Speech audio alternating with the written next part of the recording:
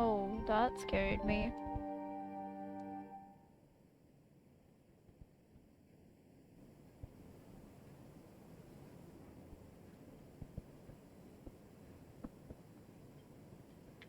Okay.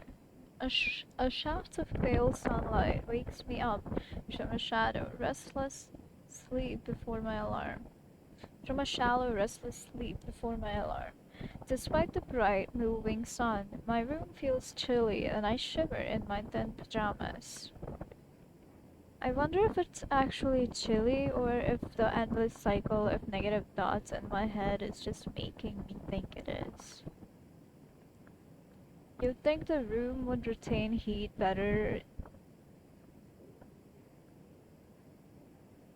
What with the window being 3 times thicker than I'm used to, but it might as well be a hole in the wall.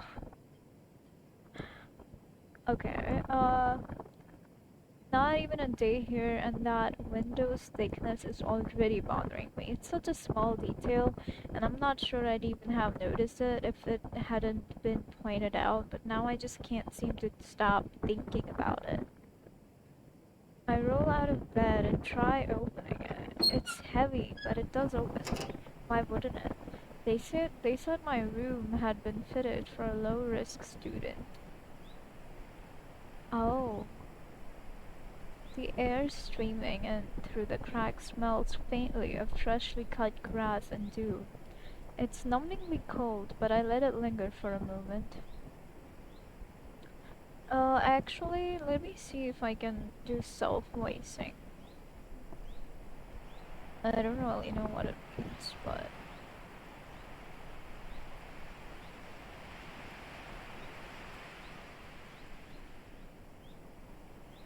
don't open anything. Don't open any browsers. Okay, I did open a browser.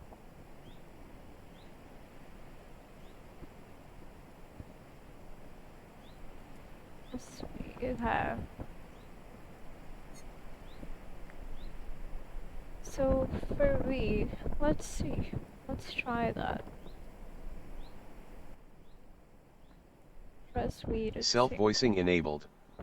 Just as much as having that Okay, window here. never mind. Never mind. Never mind. Self-voicing disabled.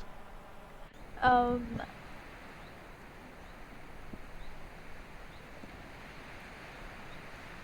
just as much as having that window here in the first place feels stifling, knowing that it can be opened feels relatively comforting.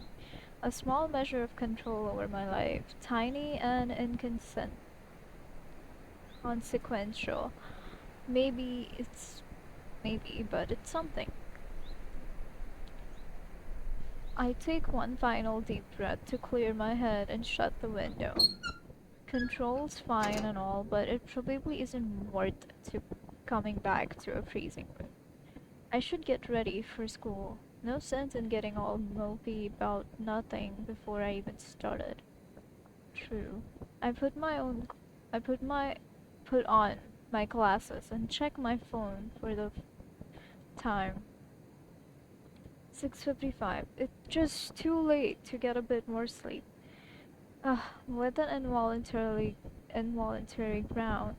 groan, I grab my clothes bag to hit the shower. By the time I've come back, clean and dressed, someone sent me a text message. Otto.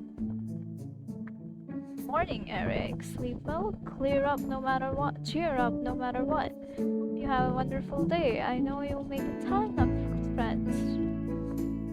The rest is just a bunch of emoji that, if nothing else, represent her perfectly. Yeah, trust, right? I stare at the screen until it turns off by itself, wondering what I should send in return. It did feel good to read. It's nice to know that she cares. It's just, no matter how much I try to force on a smile and observe some of Beatrice's enthusiasm through her text, I just can't bring myself to feel that kind of cheer. It's not even like I'm sad, really. More like emotionally neutral. Now I'm by relate. I turn the screen back on and tap out a quick reply. Slept okay, thanks, talk to you later. There, I even add a little smiley face at the end so she doesn't worry too much. Now I'm feeling illiterate as well as disingenuous. Good start to the day if there ever was one. Giving the rest of the room one final look over to make sure I hadn't forgotten anything, I grabbed my bag and the map from the bedside table and set out to my first class. Ooh, good luck, Eric. Despite it already being after 7, the male dormitory courtyard is almost as empty right now as it was last night. I thought there'd be a crowd of students moving in the general direction of the school, but as far as I can see, the few that are out seem content to sit on benches and chat. A few are even jogging around in tracksuits. Don't these guys have class in a little bit? I shuffled slowly through the courtyard, throwing the occasional glance this way and that to see if anyone looks like they're in any kind of hurry. More and more students are leaving the dorms, and they're all moving about here and there, but there's no prevailing direction to their movement. Some acknowledge my presence, waving or smiling at me when I pass. I smile back and nod, but nothing much more than that. Either I'm missing something about campus culture, or being late for first period is standard around here. Actually, scratch that. It's probably just first day nerves on my part. The anxiety over getting to my first class on time is overbearing. Either way, I think I'd be better. I'd I'd better get moving. Yeah. Maybe things are different over there, and you're new, so it could be different for you. Wouldn't have anything to say to them anyway. There. That looks like a hospital.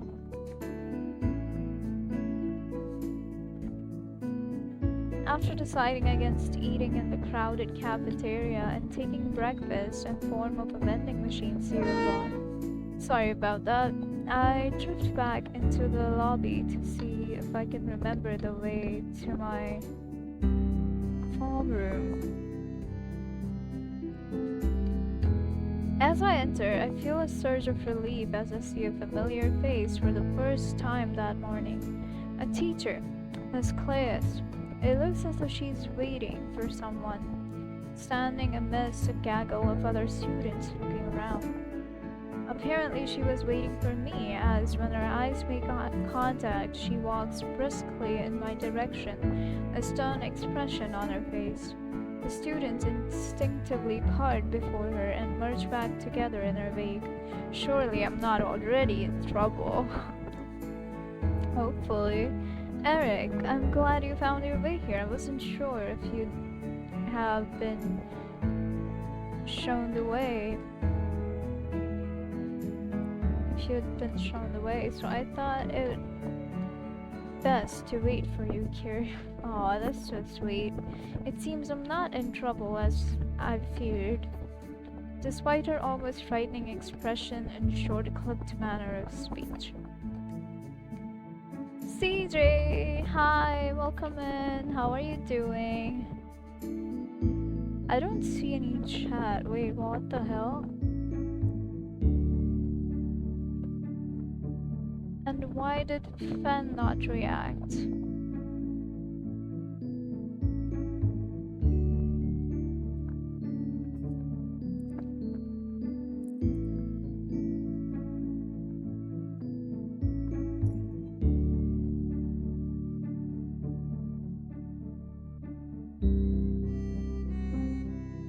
Okay, now it reacts.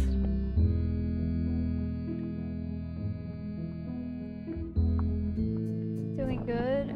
I am actually extremely tired. How was your day like? What did you do today? Panda was awake finally.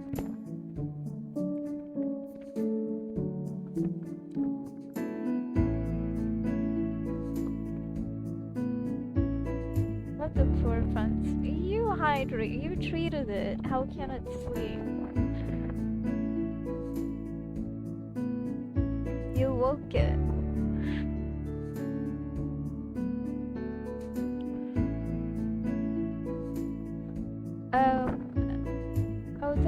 but you don't have to. Ella showed me where it was yesterday. We're continuing with the game yesterday. My name in this game is Eric. We are in a school for people who have mental health issues. Kinda agitated, I would say. Wait, really? Why? True. It's okay, it's okay. Fen likes being here.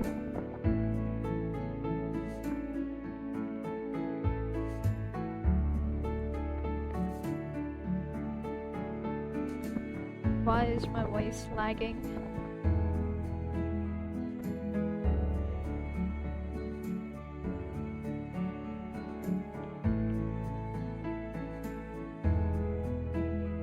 Plus, I have a map. She gives a quick nod and chimes her approval with a small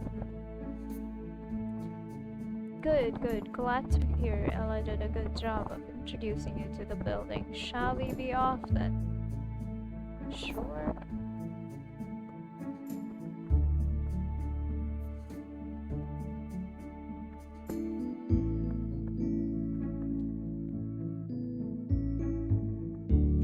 With only the most cursory pause for me to confirm, she's turned on her heel and started walking away as briskly as she approached. Apparently, she still wants to walk me to my form room. Isn't that right? I hurry along, but her pace is faster than mine, forcing me to half hop awkwardly to match her. Oh yeah, you're still limping. Something's wrong with your leg, right?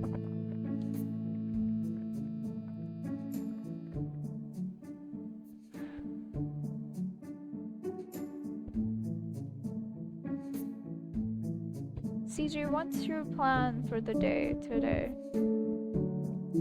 Within a few seconds, she glances around at me and seems to notice my struggling, her expression shifting to become more apologetic. She slows to a much more comfortable pace, and I'm able to catch up and walk next to her instead of trailing behind.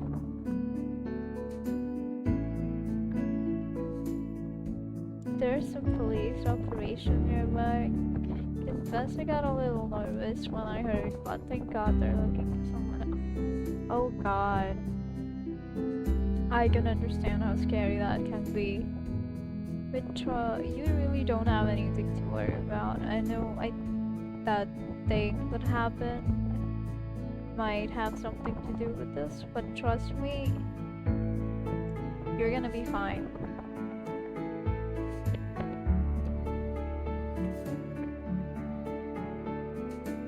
You got this.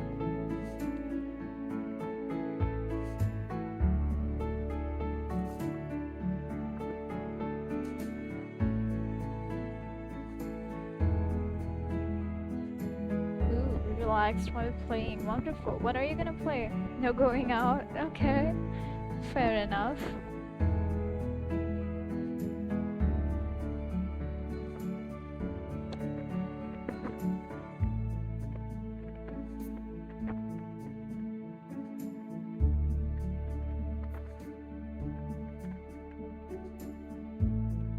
As we walk up a set of stairs, I feel my palms start to sweat a little. I hadn't realized how nervous I was, but I honestly have no idea what to expect from this place. Let me just close that browser because I feel like it's kind of making the stream black.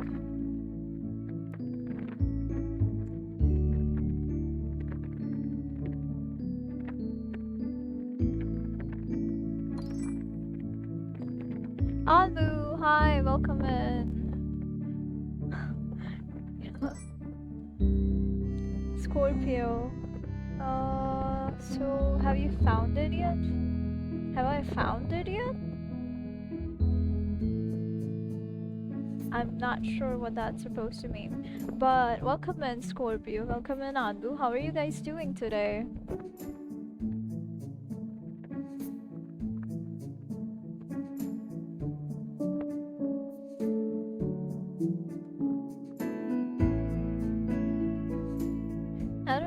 is going to be expected of me when we reach the form room? Will I have to introduce myself? The sharp clack clack of Miss Claire's heels echo against the stone walls. For some reason, bringing the ticking of a time bomb to my mind. Wow, okay. Going to play oh! I hope you have fun with it. It's a really good game.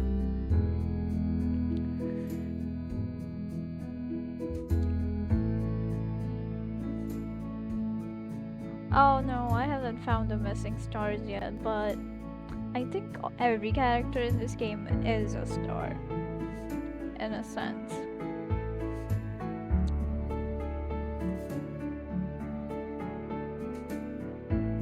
I'm not gonna stream it though. Yeah, that's okay. You don't have to stream a game to enjoy it.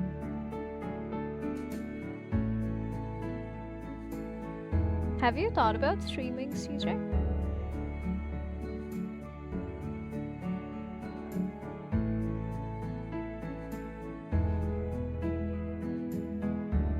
As we reach the top of the stairs and enter another corridor, rather more clinical than the last, she seems to pick up on my nerves, cocking her head as she looks at me. Her expression softens somewhat. Nervous? Despite her apparent concern, her voice remains quite harsh. I suppose I can forgive her. I wouldn't know how to behave in her shoes. Fair enough. Honestly, yeah.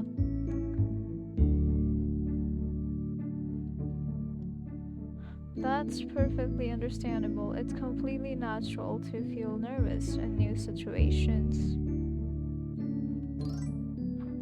Mika, you're here. What happened? Welcome in.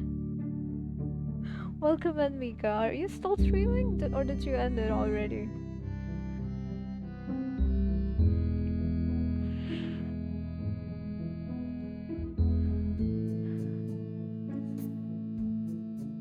I'm sorry, there's some delay going on. I don't know why, because I don't have that setting on.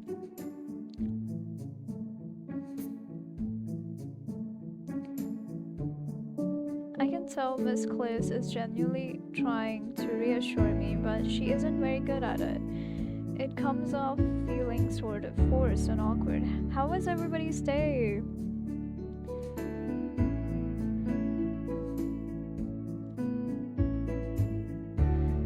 Especially in circumstances like these. You ended the stream because voice? Oh. It wasn't that bad, like you were audible.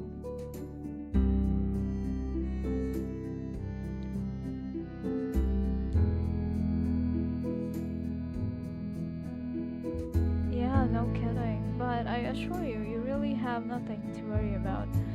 Our introductions are quite relaxed. Okay? Miss Claire stops in front of a door and turns to me. She glances at the door, then at me. To my surprise, she actually gives me a smile. Aw, I wasn't sure if this would be something she was capable of at all.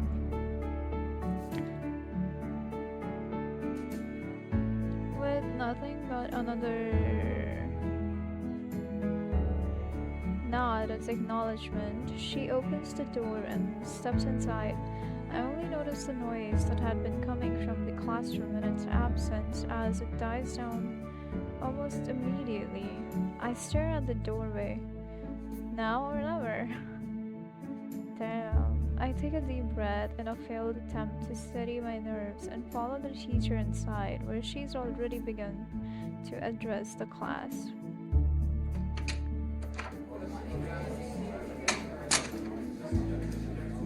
The classroom is just as you'd expect of a normal classroom. There stands a large blackboard and students dressed in the same red uniform as me. There must be only 12 students in this class, including me.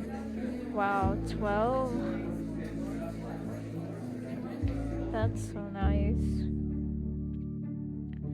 The few students chatting to each other wrap up their conversations as Miss Cliss takes her place at the front of the class. I'm left awkwardly standing by the door. Okay, class, today we'll be holding an introduction, so let's all move to the relaxation room. Relaxation room? The students seem to know what this is and all stand before making their way towards the door at the back of the classroom. Okay, Miss Clays turns her attention to me and beckons me to follow her.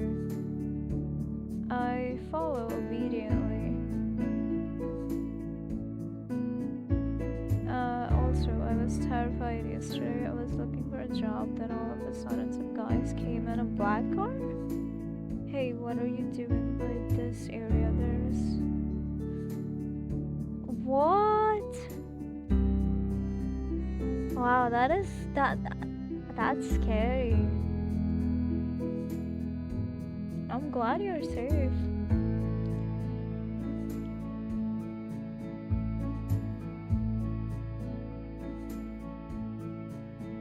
That must have been horrifying for you. That was a long text. Ah, no worries.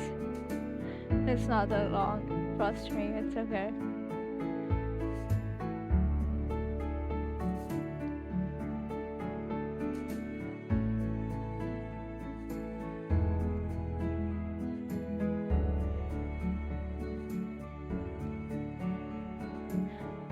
Follow obediently, walking into the relaxation room behind her. We need a relaxation room. The room is about half the size of the classroom, painted in neutral warm colors and dotted with small bookshelves and tables. Sounds cozy. A circle of chairs has been formed in the center of the classroom. Some of the students have already taken seats, while a few are more content to choose seats outside of the circle. There's a girl over there listening to music. Is that allowed? I would say so. I'd much rather take a seat at the edge and listen to music, but I guess it's not really an introduction if I'm as far away from everyone's attention as I can be. True. Yeah, it was terrifying, but shaking my head, you're used to it. That doesn't really make it any better. Wow. It shouldn't be normalized. I mean, not the good part. That was the first time. Okay. So you're used to people assuming you're a tourist then?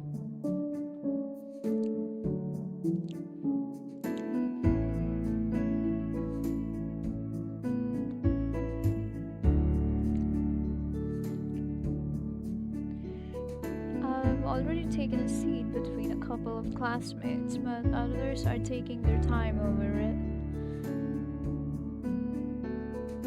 This process takes a lot longer than expected. A few students seem unsure as to where they want to sit, but Miss Class seems fine waiting for them. Once everyone is seated, Miss Class begins speaking. Okay, everyone, as I said, we'll be holding an introduction for a new student today, so I'll explain the rules. Rules? Miss Class looks down at the small pillow in her arm. This is the talking pillow. We'll be passing this around the circle. If you're holding the pillow, you can introduce yourself if you like. If not, you can pass it along. Wow, that's so cool. This has got to be the strangest introduction I've ever found. That's better than normal. Is this the norm here? I'll begin. I'm Miss Claus, and I'll be your homeroom teacher. I've been teaching for many years, and my hobbies include reading and puzzles. Reading and puzzles. The class is quiet for a moment before Miss Claus passes the pillow to her right. That student immediately passes it on again, apparently unwilling to introduce themselves. Hi, I'm Amalia. I'm in the literature club. Literature club, okay. That's pretty much all I do. Okay. No, people in cars threatening. Oh.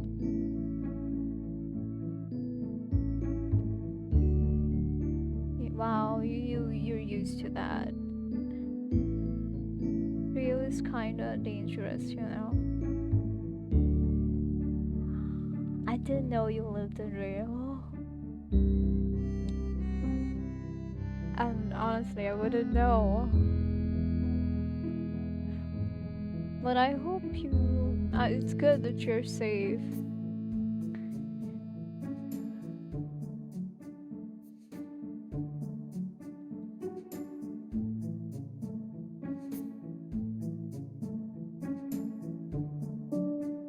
Makes sense why you said no going out now that I think about it. Amalia considers adding more before passing the pillow on further. We spend the next 20 minutes passing the pillow around the circle and introducing ourselves.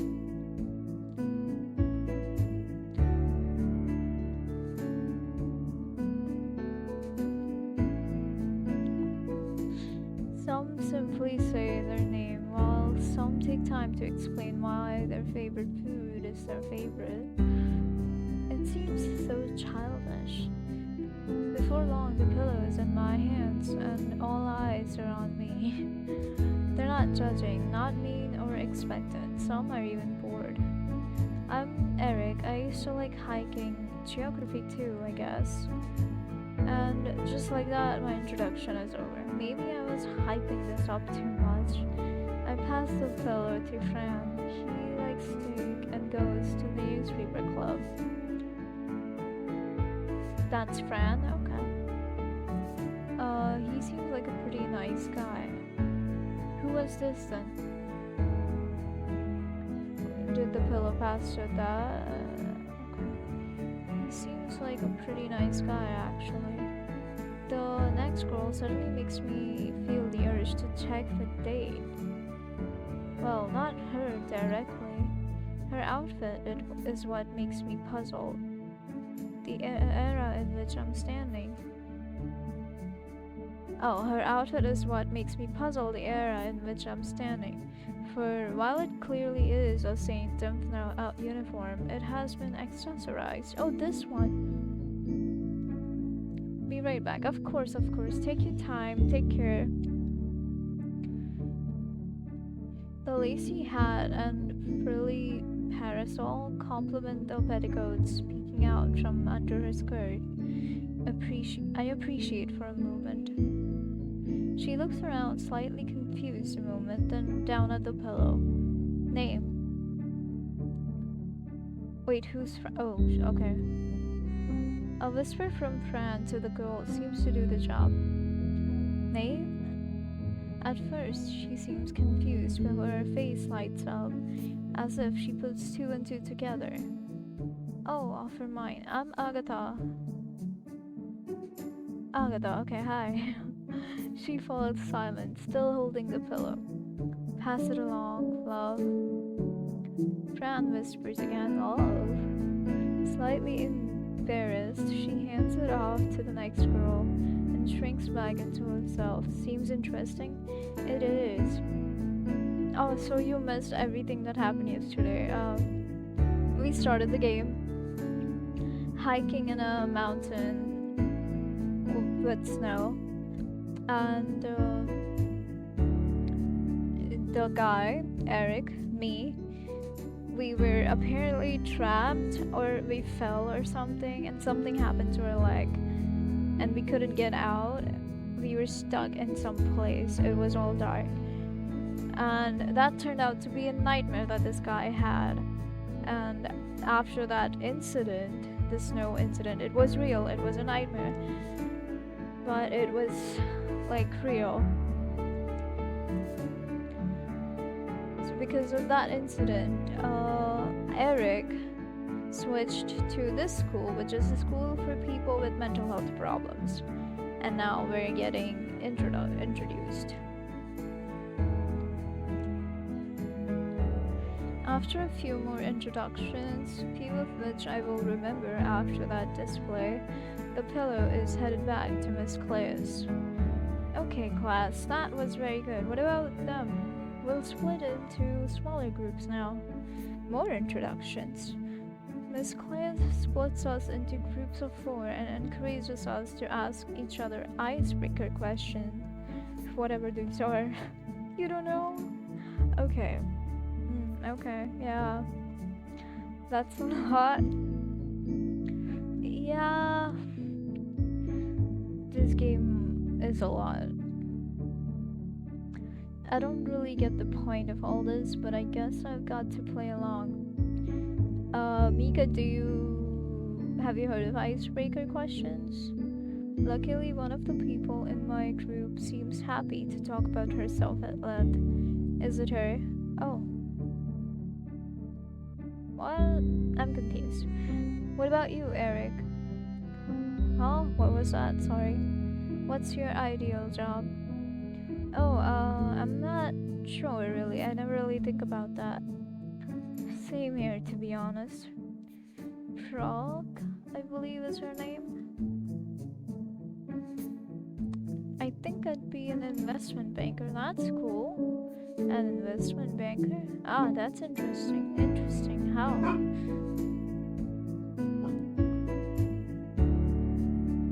I'd have guessed that most people would have chosen something exotic as well. Why is that? Her tone is getting sharper with each response. Did I mess up? I'm not sure, really. Oh, Amalia. Just because we're here doesn't mean we can't do normal stuff, you know, Eric. Oh no, that's not what I meant. What's wrong with wanting to do investments anyway? Crap. I'm sorry, I misspoke. Oh man, what should I do? Eric, Amalia? Now I'm in trouble. Great. Amalia, I'm sure Eric misspoke. He didn't mean to imply that, right, Eric? Right, I'm sorry. Amalia opens her mouth to respond but reconsiders for a second. You're right, I'm sorry. That's fine, Amalia. Introductions can be stressful for everyone. Are you two okay now? Yeah, I'm okay. Yeah, again, sorry. It's fine, let's just get on with the introduction stuff. Right. The introductions continue. Frog listens. Frog likes hams, sandwiches. Niklaus? Niklaus, who's Niklaus? Niklaus wants to be a lawyer, and Amalia likes swimming in lakes. After a tedious hour of carefully choosing my words, my first period at St. Dimna's is over. Thank God. I follow everyone back into the classroom as Miss Cleus had instructed and attempt to find myself a seat. Most of the students around me and all those directly adjacent to my desk get up to move off to their next lesson. I remain where I am though. I have maths with Miss Cleus. The classroom quickly fills up with other students again. This time it looks like the desk next to mine by the window might be occupied. A girl enters the classroom and makes a beeline right for it. Wow, as she notices me, she falters, visibly shocked. It seems my new and unexpected presence. Oh, thank you, CJ.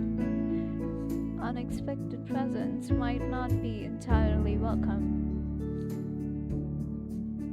She regains her composure quickly, though, fixing back her resolutely neutral expression and taking her seat by the window without saying a word to me, or, aside from the slight hesitation, acknowledging my existence at all. She's shy. The first thing that catches my eye about her is how little she catches my eye. Sitting still and staring out the window, oblivious to the rest of the class, wearing a hoodie rather than the standard blazer everyone else seems to wear. I wonder how she gets away with that. Eric, despite being out of uniform, she almost blends into the wall. she hadn't sat next to me, I doubt I would have noticed her at all. Welcome back, by the way, Caesar. She hasn't looked my way at all, and the fancy looking metallic headphones in her ears make trying a verbal introduction seem foolish. I'm not sure why I'm focusing on this girl over any of the other students in the class, but her hoodie camouflage doesn't seem to be working on me.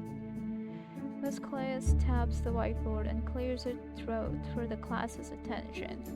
Okay, so today we'll be reviewing the material we covered in the previous lesson, these worksheets. She brandishes a sheaf of papers. Sheet of papers, right? Sheaf. What does sheaf mean? Compromise. Comprise a thorough test of it all. To be finished by the end of the lesson, please. As she starts handing them down the class, she looks at me, an expression of realization on her face. Ah, Eric, of course, you wouldn't know what we covered last time. Would you like to partner up with someone? Take your pick. I imagine it would be good to get to know some of your fellows. I'm not sure what to say except sure, which I do, sheepishly. Scanning the material on the sheet Miss Claes has placed in front of me, it doesn't seem to be too challenging. Maths isn't exactly my forte, but this is relatively simple stuff. I might have missed the previous lesson, but it's nothing I can't handle on my own. Still, it wouldn't hurt to partner up, introduce myself, socialize a little bit. That would be the normal thing to do. Well, who knows what's normal here? Might as well try, though. The girl next to me is still staring out the window, the muffled and tiny beat from her headphones bleeding into the room around her. Barely audible to me over the noise of the class, presumably in the time with the music she's listening to, her fingers are drumming out a beat on the desk in front of her. Actually, it looks more like someone playing an imaginary piano than drums. Her fingers appear spider-like, splayed across the desk. Spider-like? Interesting. I wonder if she's aware that she's doing that. She must be really into whatever she's listening to. In my distraction, it seems like everyone else in the class has already partnered up or started the work themselves, leaving this girl as my only choice. Working with someone who wants so strongly to go unnoticed probably isn't a good idea, and I'm sure I could take care of this simple looking worksheet by myself, but Miss Claes did seem very keen for me to work with a partner. I wonder if she'll even hear me if I talk to her. Hello? You have to start with a hello. She turns her head in my direction, though she still doesn't face me properly. Instead, she focuses on some spot on the wall behind me. It's not much, but at least she's noticed my presence and is no longer gazing absent-mindedly out the window. I think I know what's up here. I can already feel that this is going to be difficult. I'm Eric. In a daring move, I stretch out a hand in introduction.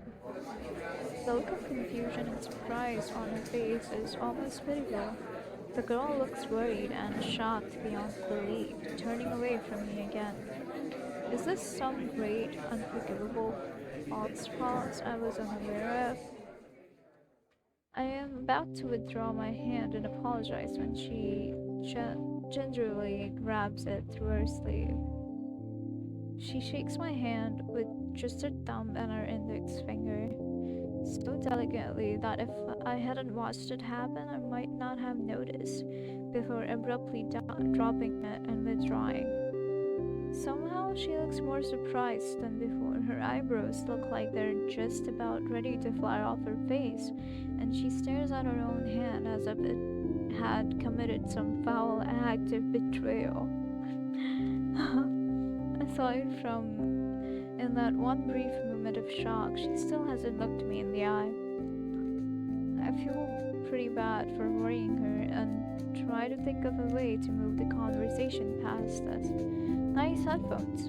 Clearly noticing my attempt to move past my initial horrific mistake, she turns in my direction again and smiles slightly haltingly, looking only a little less hesitant than before, but this time definitely and deliberately looking me in the eye. Once again, I notice the music faintly leaking out. It may just be that it's very faint, but I don't recognize it at all. What are you listening to? She shrugs and looks thoughtful for a moment. Sliding her headphones out of her ears, she moves to get something out of her bag. Maybe it's time to give up. She really isn't going to communicate with me. But then, from her bag, she pulls out the smartphone her headphones are connected to and shows me the screen. There's a music player open. I missed it.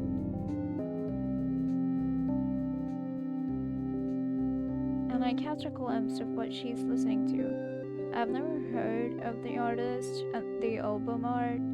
A photo of a couple of people sitting on a cliff by the sea doesn't give away anything about the type of music. Oh, cool. What do you say in this situation? It's not like I'm going to get a response if I ask what kind of music it is. Do you like it? Clearly judging from her expression, she understands the problem in communication as well. Nonetheless, her only response is to nod once and smile almost imperceptibly. Being unable to think of anywhere else to take the conversation, I change tack and tap the worksheet on my desk with a pencil.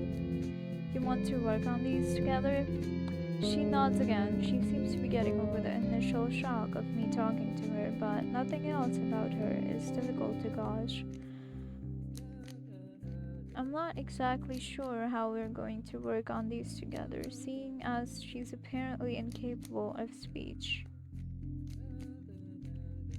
Alright, let's divide up the work, I suppose. I do odd numbered questions, you do evens. Without a word, she nods one final time, takes a copy of the sheet from me, scans the second question for only a few seconds, and starts scribbling nonchalantly on a page from her workbook.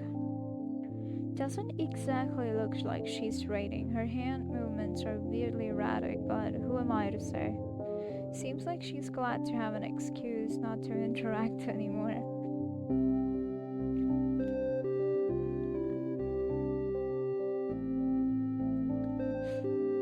I'm gonna keep what I'm thinking about her to myself.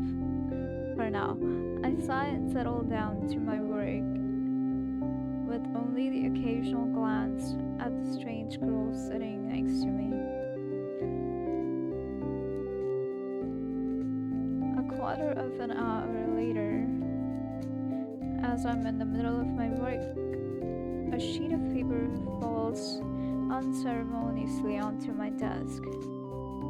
I look at the mysterious neighbor who is already staring out the window once more, headphones back in her ears. I take a look at her worksheet. The edges of the paper are covered in small doodles and scribblings. Apparently, that's how this girl works.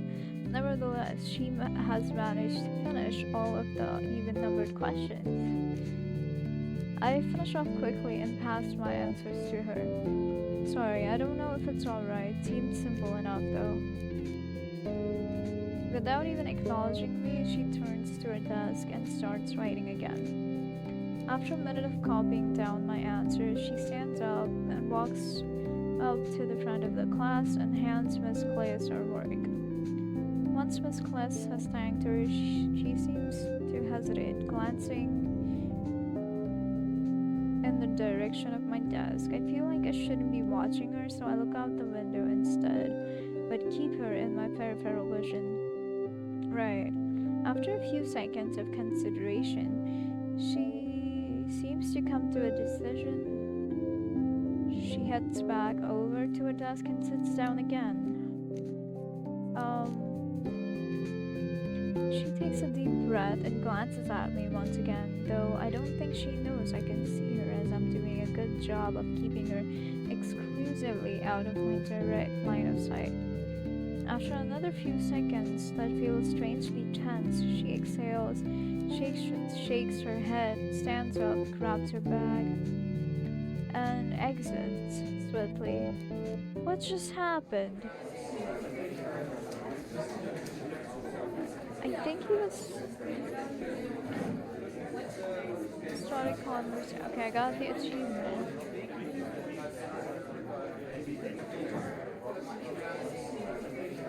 I look up at the clock. There are still 10 minutes of the lesson to go.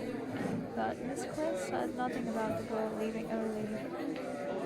The girl, huh, didn't even learn her name. I don't know how to feel about what just happened. Somehow, despite having done very little, I feel exhausted. First period isn't even over yet. I sink into my chair, ready to admit defeat. Is every day going to be as awkward as this? Probably.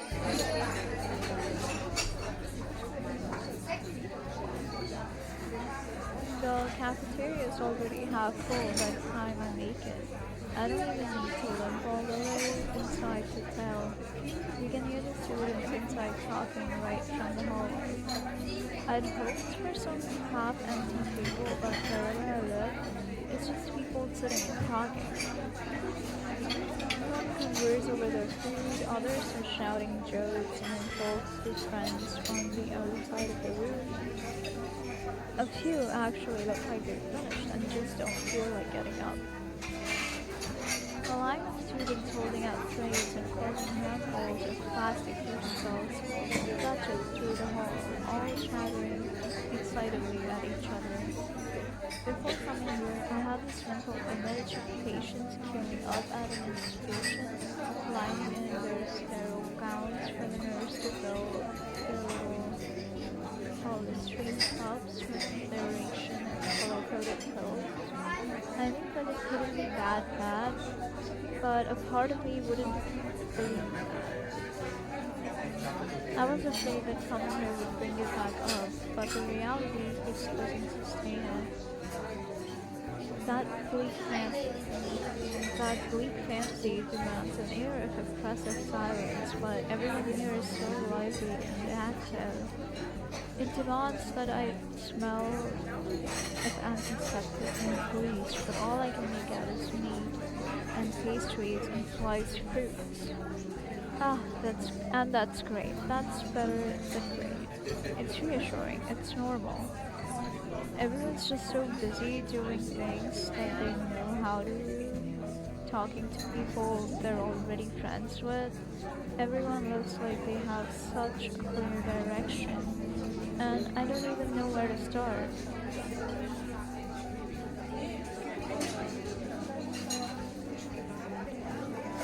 I'm not really with these people.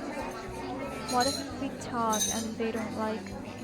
What if they make fun of my love just because they're childish fears doesn't mean. Oh, just because they're childish fears doesn't mean they don't matter. Yeah, true, that's very true. I relate to it.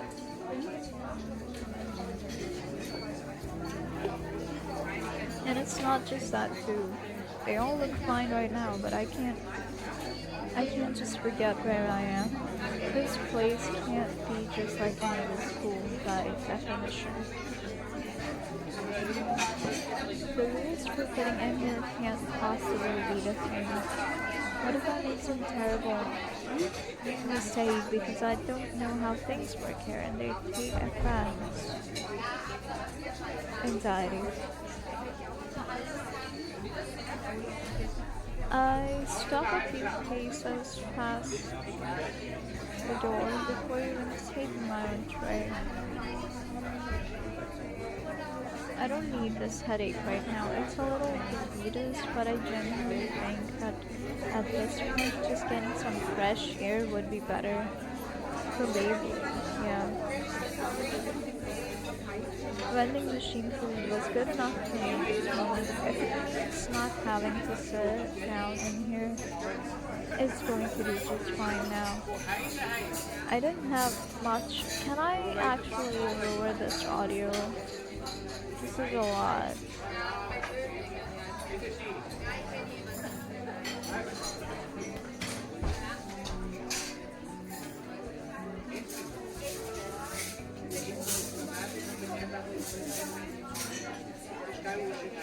Okay, it's not that.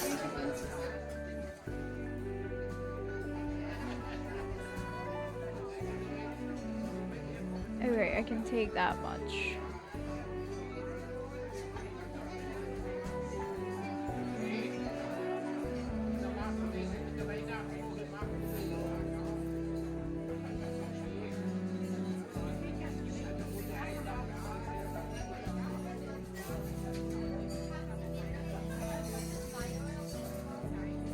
I didn't have much of an appetite anyway, and I can always come back here once I've made myself a little more comfortable. I've got almost the entire year ahead of me. There'd be nothing to gain from forcing myself over 10 more minutes. True. Self-care.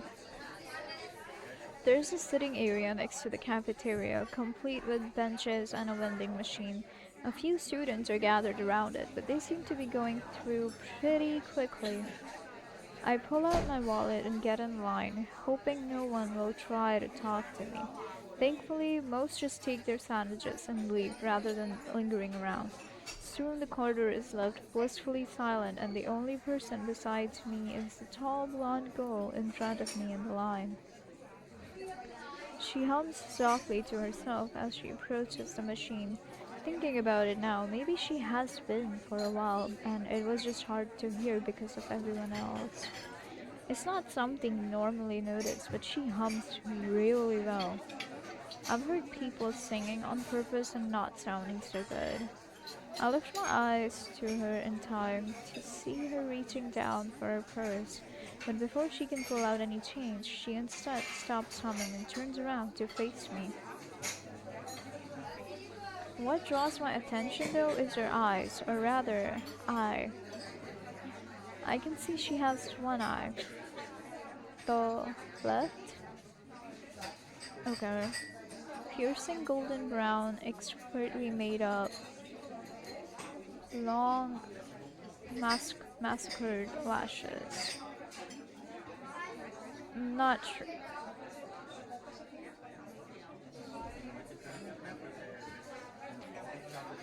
I didn't pronounce it. I didn't pronounce it right. Never mind. By contrast, if she even still has it, her right one is covered with a large, sterile medical bandage. Call it stupid, but my first instinct is to point it out somehow. Maybe ask her if she's okay. Because, she's got a bandage over her right eye. What if she hadn't noticed? How would she not notice? Luckily, I think better of it before I can open my mouth. Good. Would you like to go before me? Is she talking to me? She's looking right at me. All signs do seem to be pointing toward that being the case. No, it's alright. You go ahead. Please, I insist. It's no trouble. She steps aside and keeps quietly looking at me, motioning with a hand towards her place. Even when not humming, her voice has a clear musical quality. I'm not sure if she's making fun of me or if she's just being polite, but I'm not going to look a in gift horse in the mouth. I'm not going to look a gift horse in the mouth.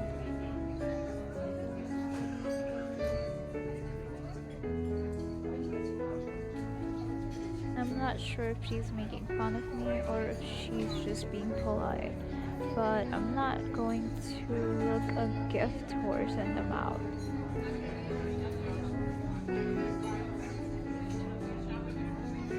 Anyways, moving forward, I pick a different kind of sandwich from yesterday and a bottle of lemonade to wash it down with before sitting down on a nearby bench. I set aside the bottle and bite into my sandwich, but as soon as I've started, to enjoy it, I'm interrupted by the girl. Excuse me, would you mind if it would you mind it if I sat here with you? Looking up, I see her standing right near the bench in front of me, daintily gesturing towards it as if intending to illustrate the concept of sitting. Mouth too full to do much but mumble. I make an indifferent shrug. She nods, then sets her purse slowly on the bench and sits down. After today's class, her smile is warm and refreshingly friendly. She's examining me inscrutably with her unbandaged eye. I get so absorbed in following her brown iris spinning about that by the time I've noticed her talking to me, she's already had to repeat herself once. Wow. He's mesmerized. I am mesmerized. Technically, he is me. At the moment, what? That sandwich? She speaks in a patient tone. Why did you choose it? That machine offers several kinds of sandwiches. Why did you pick this one? What an odd question. Do you like it too? I guess I could just not answer, but she looks perfectly serious. Besides, she did move aside from me in the line. It'd be rude to stay silent now that I've made it clear I did hear her. Let's see. I didn't have anything last night, and all I had for breakfast was a cereal bar. I don't know, I was hungry. It felt like a good choice. I mean, it's a sandwich, right? How bad could it be? Hard to screw something like that up. I see. Do you like it then? Sure, it's egg or something, I think. Got some vegetables in it. Definitely beats having nothing. Hunger is the best sauce in the world, isn't it? Yeah, I didn't even realize how hungry I was until now. Don't you wish you had a penny for every time that happened? One moment you're having an interesting thought, and the next time you look at the clock, you've already missed dinner.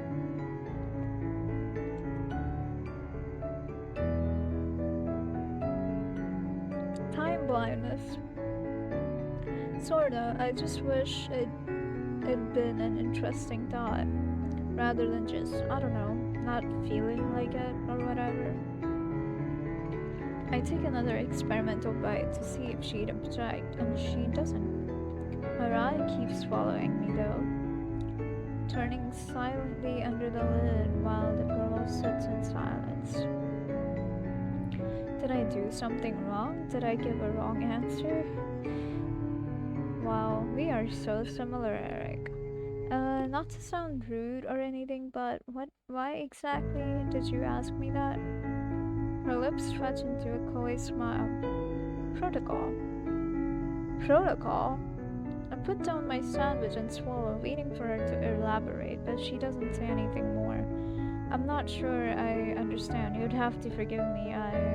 The truth is, I'm really new here. Like, I only arrived last night. This is my first day around. I don't really know how this works.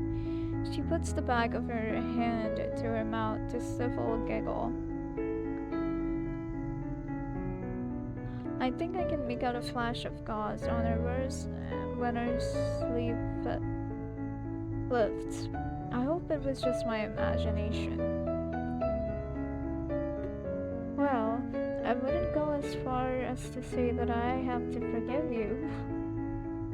But given your circumstances and seeing as you haven't done anything wrong that I know, fine. I forgive you. Gee, thanks. From her smile, you'd almost think she was going to answer, "You're welcome." Instead, her expression softens, and when she speaks next, so does her tone. Okay. I know it might not feel that way right now, but all of us have been in your place at one time or another. Or I know that I have been at least. She turns her head to glance towards both sides of the empty hallway. So, all of us, as far as I'm aware. I hope that you realize that. I do. Thanks, but it doesn't really make it feel any better. It doesn't. It didn't the last time I was told that either. The girl nods matter of factly. It almost never does. Still, there's a reason they keep drumming it into you, even if it's a. I missed it. Even if it's obnoxious or if sometimes it feels like a slogan. It is simply a true statement. I think there's value in that, whether or not it makes you feel better. What was the statement?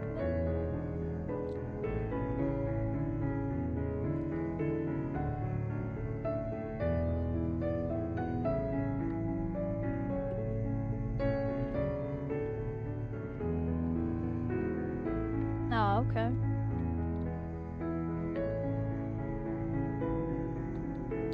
I don't know if I'm meant to respond, and I'm not sure what I would say. Are you not comfortable eating with all of the others? It sounds stupid when you say it like that. Does it? I apologize then. I didn't mean for it to sound that way. I think it's an understandable sentiment. Take that for what it's worth. Maybe it is. I know it's just a matter of time or whatever.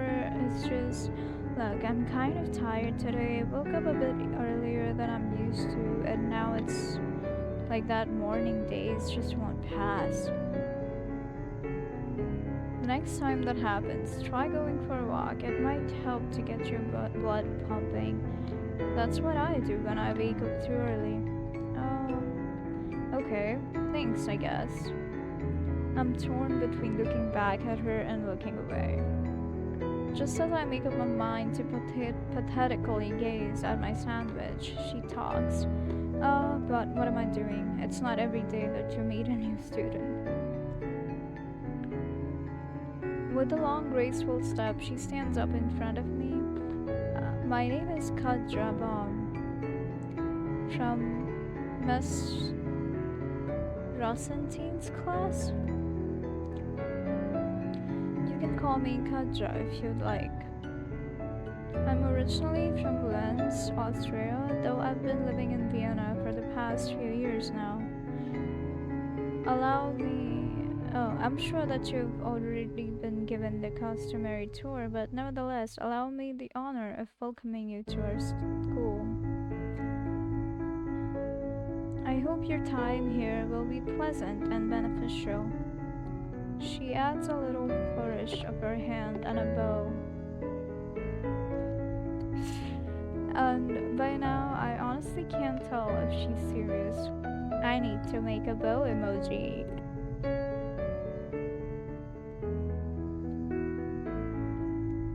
How do I make it? Her smile looks like something from a poster.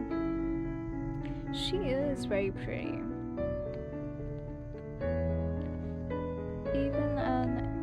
Even and inscrutable, teasing, humorous.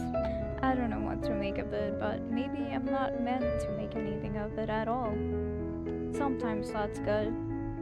That is just Kaja's thing, her particular way of being polite. More people should be like her. She sits back down like nothing happened. Whoa, thanks. My name's Eric Wilhelm, and I guess you can call me Eric. I'm not sure why she added that part, but whether that's just standard protocol or Kaja's own idea of manners, I don't see a reason not to follow. I'm from Miss Clay's class, and I'm originally from Basel, Switzerland, the city, not the canton. She nods carefully, looking far more interested than I'd have thought anyone should be. I thought one was inside the other. Well, yes, but not everyone knows that, and it can be confusing. Also, the second's technically called Basil's dad, if you care about it. Since you've cared to tell me, I know I care to know. I do admire specificity. When I don't respond, she straightens up in her chair and inclines her head. It's a pleasure to meet you, Eric. I thank her, and then the air grows silent. Neither of us says a word.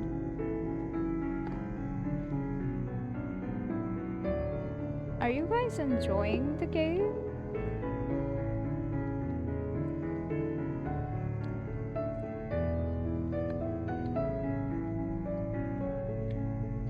Just for the record, I don't normally eat vending machine sandwiches either. I'd never have thought to imply that.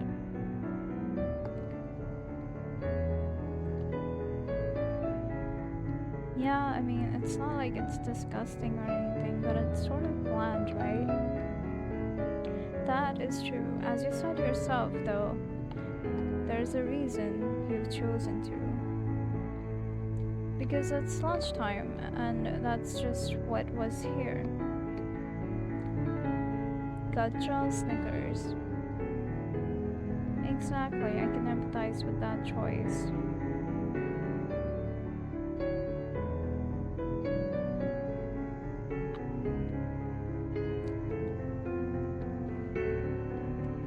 That's a interesting thing to empathize with. Glad it's not just me. By the way, can I ask something? Certainly.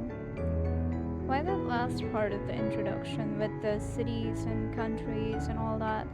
It sounds like it's something formal. Do they just do that in Australia in general or just here? Once again, protocol. This is, as you may have already noticed, a rather multinational institution. There are students from all over Europe and even a few from outside it. Knowing where someone came from can be helpful in gauging how to approach them. True. Specifically, it often means knowing what languages they might speak. English is the most common teaching language, so it tends to be defaulted to unless there's a shared one. But since so few students come from the Anglosphere, this means that more often than not, both sides are made equally uncomfortable. I'd like to believe neither wants that. I'm assuming you speak native German. I know I'd be more comfortable if I were speaking my native language. I nod, vaguely aware that the sandwich in my hand is still not even half eaten. Oh, Eric. Yeah, Basil.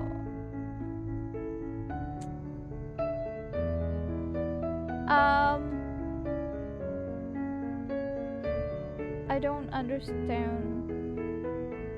Can we go back? Is there a choice that I can make? So that's what we speak. Is it unusual?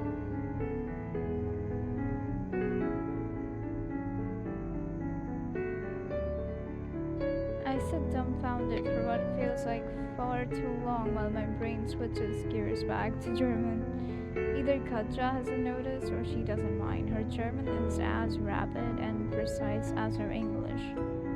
Most students are still from around Austria, and those that aren't do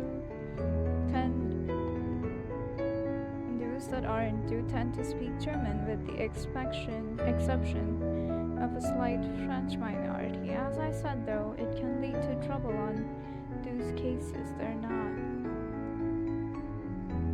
Sounds simple enough. I should probably remember that for the next time I run into someone. Hey, it's not all that bad, right? Encouraging a little multilingualism and all that. That does make you sound very Swiss. What? No, I'm serious. They say there are proven benefits in child development. I think. She rests back in her seat with an intrigued expression. I think I've heard that before. It's pretty popular parenting advice. I've seen it a lot. She doesn't respond, and I'm left to finish my sandwich. You still haven't explained that part of the protocol where you ask me about the sandwich. Well, you could call it a precaution for when approaching newly met students. A precaution against what? Offering them the wrong sort of appetizer? She smirks but doesn't laugh. To be honest, the question itself doesn't matter much. It's the way it's answered that does. Meaning, whether there is a reply and how clear it is, whether it makes sense, whether it's stammered or mumbled or. Oh, hi. My dog scared me. Hi. What happened?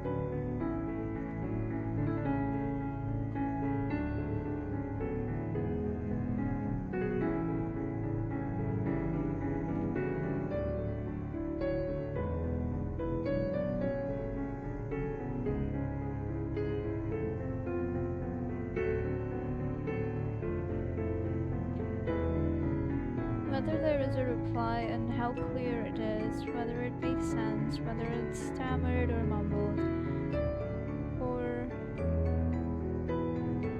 implies offense. It's a crude instrument, but it can be invaluable in gauging if and how to proceed when talking to someone new. Wait, so if I'd answered more slowly, or not to the point, or if I didn't, you'd have known to keep talking to me in little words? No, that would have been reckless of me. However, given my personal experience, I would have been able to make a better informed guess. If I'd guessed wrong, I could have apologized. Sounds like a small comfort if you've made that kind of a wrong assumption about someone. But worse than assuming that they think and talk just like yourself and behaving on that, potentially saying something that hurts them, using figures of speech that they won't understand, pushing them to talk when they don't even want to. Not everyone can be approached the same way. Some students don't get metaphors, others are not always in the mood to talk or never want to talk about something that seems natural to you. Some don't want to be talked to at all. Back just to say goodbye. Phone died, but I can't leave it. Aw. Don't say goodbye, just say bye. Take care and good game. Thank you, thank you. You take care too, and have a good adventure in Doki Doki. Be safe out there.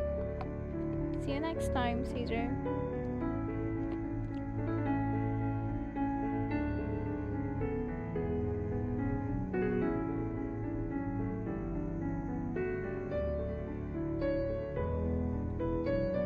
I nod thoughtfully.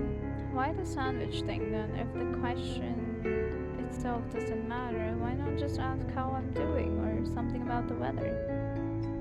Bye-bye. It was the first one that came to mind. Optimally, the question needs to be unexpected and not have an objective answer, since those are easier to answer even if the student is otherwise not receptive to conversation. From there, it's simply a matter of prodding and probing and coming to conclusions as you go. You'll probably get used to it after a while. She studies me carefully while I ponder her words. I can get what she's saying from a clinical viewpoint. Assuming she does have enough experience to tell, it can certainly be useful if she wants to avoid making social blunders. It's not like in a school like St. Dempna's, it's probably a crucial skill to learn. I make a note to maybe give it a try myself. The first morning bell pulls me back to reality. From the way it makes Katra get up and turn to her watch, I'm assuming it's the same for her. Don't Don't you have classes to attend? Yeah, don't you? She nods, getting up while I push myself off the bench, trying to keep the weight off my bad leg. This would be a terrible time to trip like an idiot. Yeah. See you around, or something. Likewise, I enjoyed our conversation.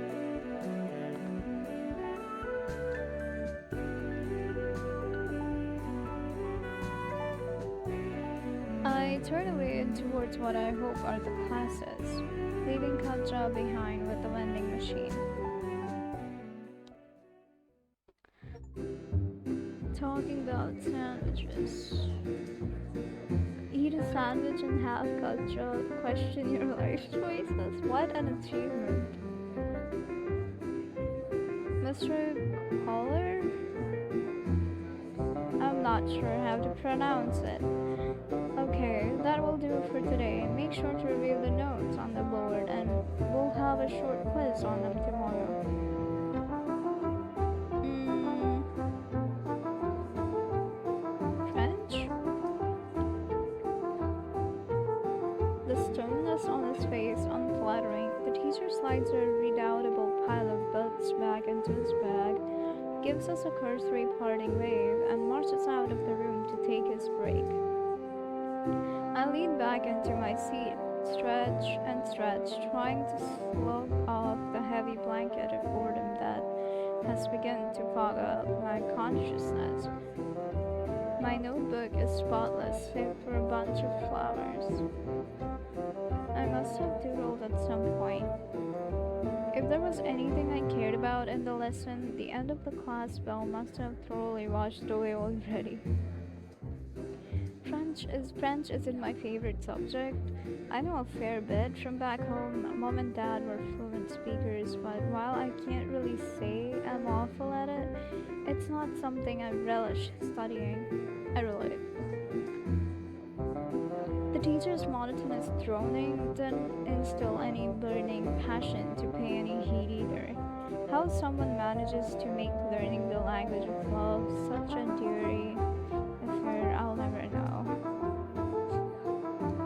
And so most of my classmates file immediately out of the classroom like inmates freshly released from their scholastic prison, their collective chatter filling the air with a garbled mess of sounds. I think I see a few of them throw cautious glances back at me, their faces frowned like they are actually considering whether to approach me or not. I'm sorry, I'm slurring my words. They soon elect to go for not. They might have decided that I'm not worth the trouble. Fair enough, it's not as if I would know how to respond to them anyway. I decide to finally follow suit, collecting all my things and heading out of the room. I should probably get some food at least, if the slight rumble in my gut is any indication. As I turn into a corner, my eyes catch a familiar sight. Hey, it's the girl from my math class sitting on a bench in the corridor. Her eyes are closed, which made me think she was sleeping until I figured out she was actually able to subtly bobbing her head to something. Approaching, I finally noticed a thin black cord that falls down from her ears. Now that I've been reminded of her existence, I find myself in the same internal argument I had this morning. Should I continue my attempts at talking to her or cut my losses while I'm ahead? My efforts to get her to speak back in math class weren't very fruitful, to say the least. Perhaps that Kadja was right. You can't reasonably expect to approach every new person the same way. She finally opens her eyes and finds me standing a short distance from her, transfixed as I am debating myself for a course of action. Hey, you feeling okay? She doesn't answer, of course, instead just clutches her sleeves and shifts on her feet. Christ, think of something, Eric. Start with something inoffensive, something to put her at ease. Try to strike a common ground. Ask her about the weather? Hell no, that's the most cliched thing I can spout. I've already asked her about music, but even that didn't do wonders for establishing a connection between us. I think it did plenty, though. Now that I know where to take the discussion on that, had it continued, seeing as I'm virtually musically illiterate, getting more anxious by the second. She's now nervously crumpling in her hands what I recognize to be an empty vending machine sandwich wrapper. Our gazes meet for a moment, and spurred on by a feeling of urgency, I blurt out the first thing that comes to mind. So what kind of sandwiches do you like? The girl's body stiffens as if flash frozen, and the whole universe screeches to a grinding halt as I realize what just tumbled out of my stupid mouth. That sounded much better in my head. The intention was to pull off something like what Kadra did during lunch, but all this does is make it crystal clear to me that with handling social encounters, she's ahead by kilometers, no, light years. What little color in the girl's face drains out completely, biting so hard on her lip she could tear it right off. She looks like she'd sooner jump off a balcony than reciprocate my attempt at conversation. I cannot talk. Ah, God. She blinks once, twice, as if she can't believe someone would just up and ask such a thing. Truth be told, I didn't expect I'd just up and ask such a thing. We are so stupid. I scramble to salvage my dignity.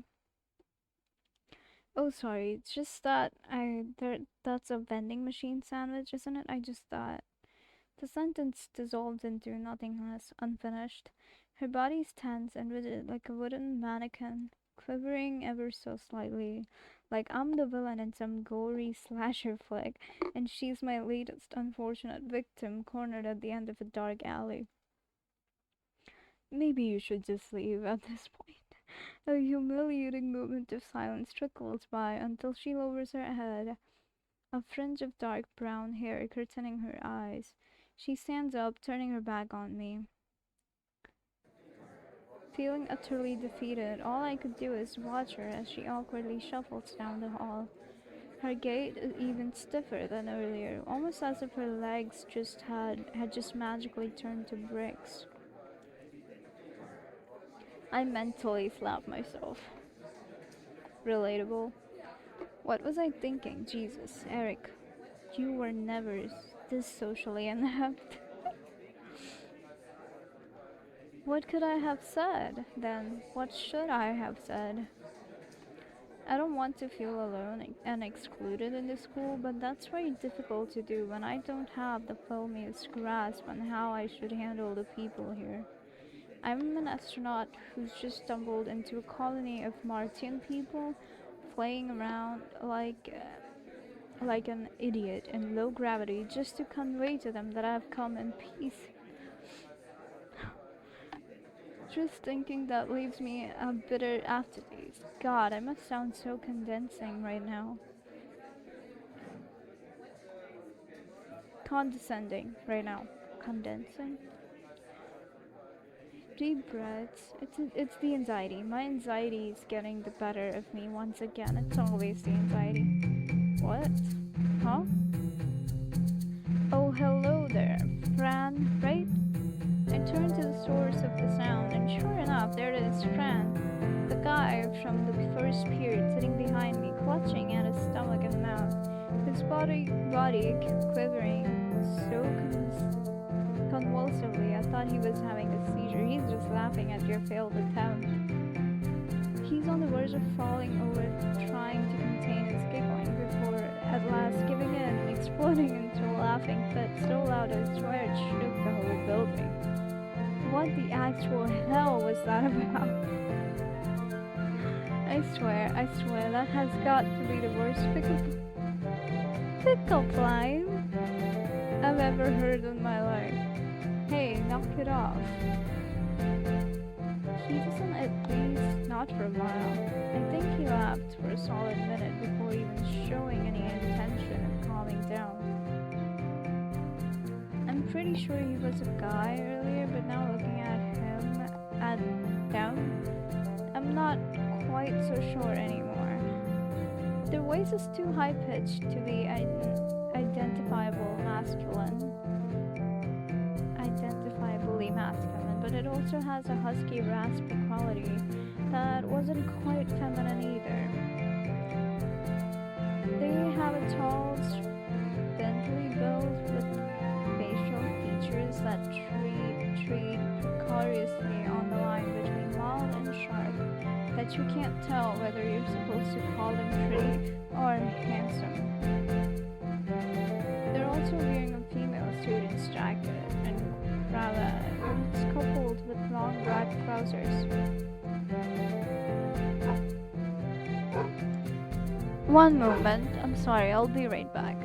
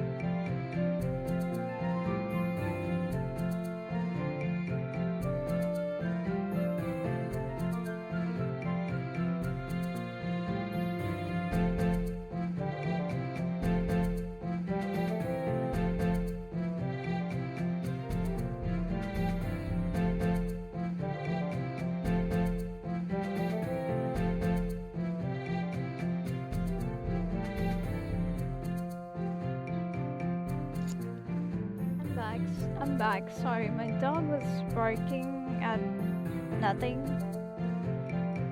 So, yeah.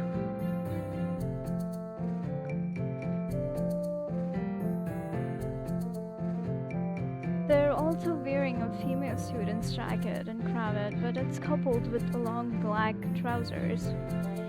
Whoa, whoa there, darling. No need to be so serious. Life's too short to go on living like that.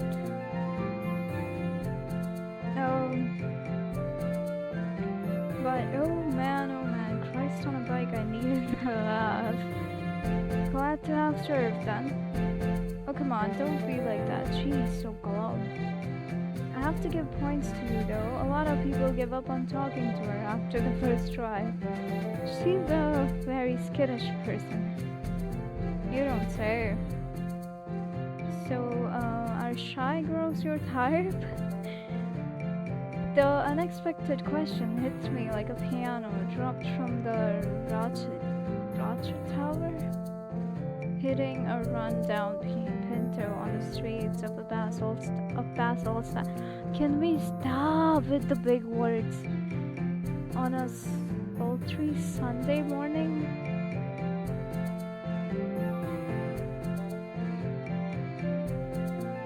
My face burns as hot as the resultant fire. What? I try to stammer out an answer to shut them up, but my confusion and embarrassment only make their features curl into a thin, mischievous leer. I can see it in your eyes, clear as day, as open as a bug. I've had years of training reading people's faces, you know. Well, you were reading wrong. I was just trying to start a conversation. Come on, what the hell's wrong with you? Oh. My My frustration leaks into my voice, causing the words to come out more harshly than intended.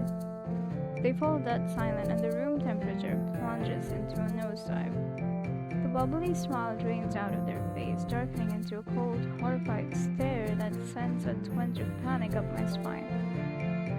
Should I not have said that? I should not have said that. Oh crap. Look, I didn't mean to. Before I can finish my sentence, they slap me on the shoulder and burst into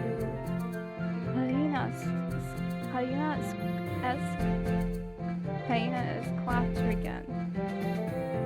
Wow, Fran, you're a troll. I groan. Well, isn't this quite the life I've gotten myself into? How was my acting? Thespian miracle worthy of Hollywood, huh? Oh, I don't know. My face curdles into a grimace. I didn't find it as nearly amusing as they did. I decide against rewarding them with a response. That said, should I really even be engaging with this person to begin with? The impish light in their eyes sends various warning sirens in my head blaring at full volume. They're nice, come on. I turn away from them and begin heading back down the hallway without further comment. I can think of a few better ways to spend my afternoon than being mocked by a stranger. Hey, hold on. Okay, I get it. No need to get all cranky now. I understand. Sorry, I didn't mean to sound like a total jerk, alright? Just a little bit of jerk. Besides, you're too stuffy. You wanna grow up to be like that French teacher dude or something? Sometimes you have to forgive a gentleman her amusements. Gentle what? They snap their fingers and continue on as if the topic wasn't up for discussion in the first place. They extend their hand to me. So, I know you've been introduced earlier, but I'm Fran Dragovic at your service. I'm more of a roast beef kind of sandwich person, but ham and beetroot will do the trick, too. Is that the type you usually fall for?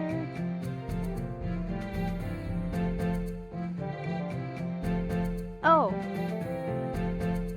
Okay. I was so confused what's going on here. They will never let me live this down, will they? I'm Eric, but you know that already, right? Of course, not every day we get a new face around here, and a pretty one at that. Have you got any idea of where you're gonna eat dinner, Eric? I'm starving here. Cafeteria, some fancy-ass restaurant outside campus? Cook your own, man? I wish I could cook my own food. School grub is very much hit or miss here. As for that topic of dinner, that's actually a good question. Where, indeed, I know for a fact I can't possibly live my life here, except sitting on vending machine sandwiches. I don't know. I see, that's perfect, absolutely perfect. You've gotta come with me. Simpering like a used car salesman who's just conned someone into a shady deal, Fran yanks me forward, pulling me after them with such force that I would have tripped my numb leg had they not caught me by the other arm. By my other arm. Ah, sorry, love, you okay? Yes, it's alright. It's nothing. Don't mind it. Fran raises an eyebrow, but they loosen their hold on me and decide against inquiring further with a nonchalant shrug. Right, after me then. Huh? Where to? Fran simply begins humming a tune as they waltz down the hallway with me in the tow. I try to object, but they flagrantly refuse to hear me out. I think of running off, but I figure I'd rather spare myself another embarrassment. It's not like I can get very far away at any speed they can't beat. Needless to say, I have a bad feeling about this. And so, voila, welcome to our destination. I scratch my head and sigh. All throughout the 5-minute walk, my mind was running with possibilities about all the places they could have led me, and absolutely none of them were good. Even provided that I was too anxious to put a foot inside this place earlier today, I guess it's still leagues better than what I had in mind. It's the cafeteria. Of course it would be. Ha ha ha. What gave it away? The big sign that's saying St. Dumpness Cafeteria? You were thinking I was gonna haul you off to somewhere dangerous, weren't you? At least you're self-aware. At the very least, it's not something reprehensible like a secret den for druggies or the ceremonial grounds for some underground satanic cult or a club for Japanese tentacle porn aficionado. What? Never mind. I don't have to know that. Well, kind of. I mean, you don't exactly strike me as a rule-abiding student. And yet you followed. How naughty. You were thinking I was gonna take you someplace with just the two of us, weren't you? Where we can... no. That I wasn't. Ah, you're no fun. Anyway, let's go get some grub already. With all luck, the girls might also be here. Girls who? Ignoring my question for the 15th time now, Fran pulls me inside the cafeteria. The warm, inviting smell of food and fruit and the lively chatter of students greet me at the door. Fran stands on their toes and looks around the place, then waves and smiles at someone they seem to have recognized in one of the building's farthest corners. Fantastic. There's our seat, but let's get our food first. You? I nod and we join the queue in front of the counter. Curious, I try to search for whoever it is they were looking at, but the current of moving people obstructs my view. Quite thankfully so, the line moves pretty quickly, and soon enough, we're each carrying a tray of food, fruit slices, a glass of juice, and a plate of steaming whatever that is. I have never heard of that. A simple meal, but I've got to admit this looks infinitely more appetizing than I expected. My stomach rumbles in assent. Fran takes the lead as we weave our way. Not pronouncing it right, but I don't really care anymore. Our way through the still growing mass of people. We bump into a few students and probably even a teacher or two in a rush, but I'll be damned if Fran cared at all. Eventually, we end up at a booth at the far nook of the cafeteria. Fran waves coolly at its lone occupant, a delicate-looking young woman with short, well-groomed golden hair, sipping a glass of water, fiddling with her phone. I think she looked a bit tense when she lifted her eyes from her phone to acknowledge Fran, but nonetheless, she quietly and gracefully waves back and gestures for us to take our seats. Hello, love, what's cooking? I caught our newest victim today. Natalie, dear, meet Eric. Eric, meet Natalie.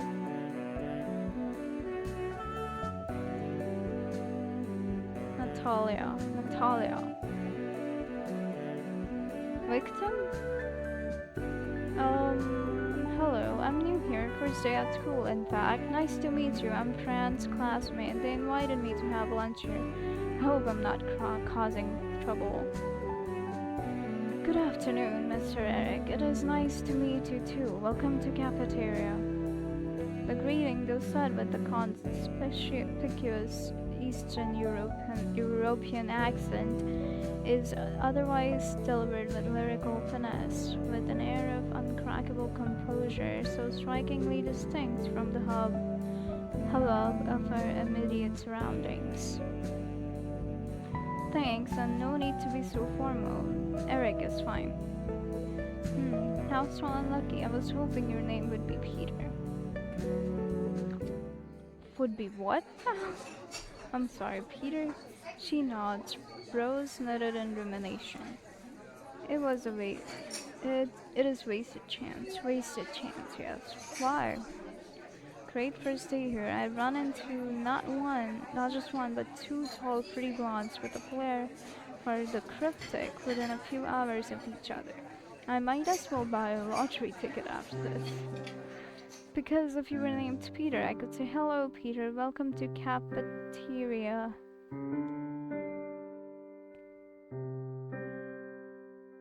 Pizzeria. Or not. Um, Her firm, preserved smile breaks and turns into a goofy, childish giggle that shatters my impression of her so hard I could hear the shards crashing in my mind. What the hell is going on? I don't know, man. Haha, it's just funny, yes? Nah, that sucked. 2 out of 10. But some extra laughed when I told her yesterday.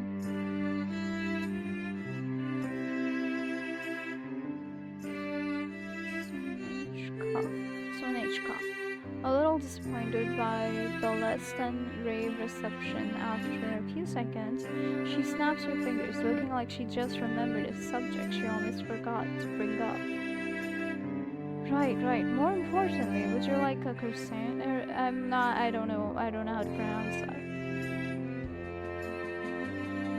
Natalia quickly pushes her plate over to my side of the table, her eyes almost sparkling as they lock onto me in expectation. What? I mean, thanks for the offer, but what for?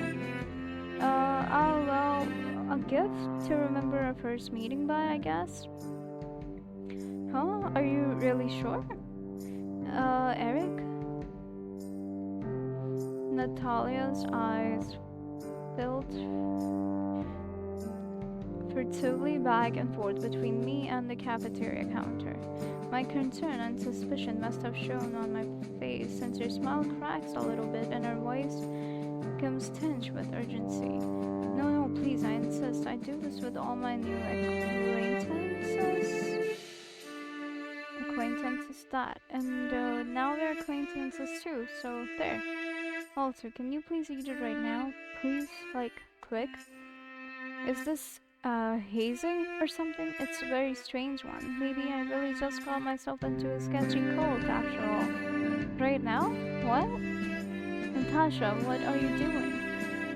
A voice with a familiar, distinctive Russian accent comes approaching from behind us.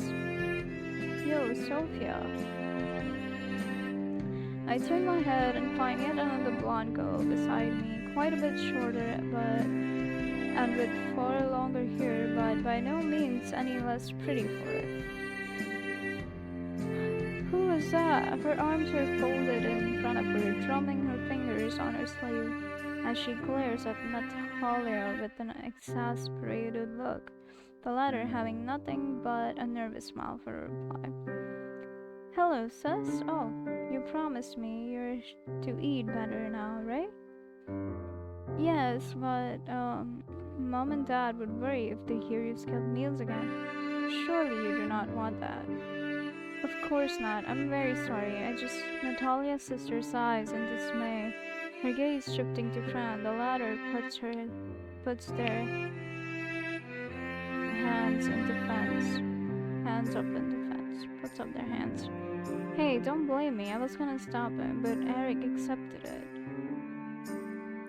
After all, but Eric accepted it after all, so it's totally on him. Hey, no passing the buck. But I guess I did almost accept it, but still, the sister's features begin to soften from annoyance to apology as she acknowledges my presence with a nod and sets her food tray across from me, taking her seat beside Natalia. I lay down the sandwich on the table and clear my throat. Hello there, mister. I am hoping my sister was not much trouble for you. No, not at all. I'm sorry. Is there a problem? Wait, how do you say it? Well, how do you say it? Natasha should not really be skipping meals right now. It does still well what the doctor tells us.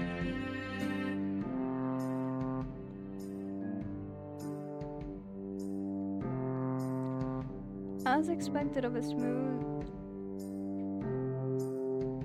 guy like myself, I immediately draw a blank the size of Jupiter as to where to take the conversation from that bit of information. Thankfully, Sophia takes charge quickly enough, reaching out for a handshake with an airy but perfectly unruffled smile. But I'm being rude now. My name is Sophia Volkova. Okay. Natalia's sister. It is glad to meet you. Your name is Eric. Eric Wilhelm. Nice to meet you too. We're twins, Eric. Yeah, well, I sort of figured. Let us eat. Now, shall we? Natalia gingerly pulls back her croissant and I can and sets to work, daintily slicing it with her knife into small pieces, nibbling on each cut, much like a little hamster. Do you want some fruit too, Natasha? Thanks. Alright. That doesn't seem like it's alright, but she takes a few slices of apples and tangerines from Sophia's trays. So, you're the new student, Jan. Yesterday set to transfer in his class, I assume. Yeah, that would be me, most likely. Strange how Fran got a hold of info about my move here before I even arrived. I'll never know. Are they in cahoots with Irene? Who's Irene again? Oh, I know. It seems kind of likely. Their personalities are quite similar. I'm not fluent here myself, but I visit Natasha often to make sure she's doing well. Will it be hard for Natasha to adjust here, you think? I still don't know about that. I already arrived here myself. Oh, is that so? That is interesting. You two are in the same boat then. Swallowing her food, Natalia arranges her features into a smile and rejoins the conversation, nodding enthusiastically to confirm Sophia's statement. It is very difficult to make many new friends here, especially since we're new. I tried to go lunch with some of my classmates a few days ago, but, well, they are plenty nice and friendly when I'm with them. How do you say it? I kind of feel like square hole entering round peg. Other way around. Peg, round, entering. Okay. Sophia's palms meet her face again, swift as lightning. But yes, horrible jokes aside, Natalia is right. It is her first time out of Russia, and we're still a ways to go for learning English, and we do not speak German at all. Just fitting in is very insanely difficult, making new friends much more difficult. Huh. Now, there's a kindred spirit. In fact, that's exactly what had been bugging me all day, isn't it? Many of the students here have already had years to get to know each other, hundreds of thousands of movements worth of experiences shared, and as a result have formed their little tight-knit groups. I know, right? Newcomers like us suddenly appearing and forcing ourselves on them would be like dropping a raw ingredient into an already cooked dish. We'll never really belong, oh my god. That is exactly how I feel every time I talk to a new person, and it's, well,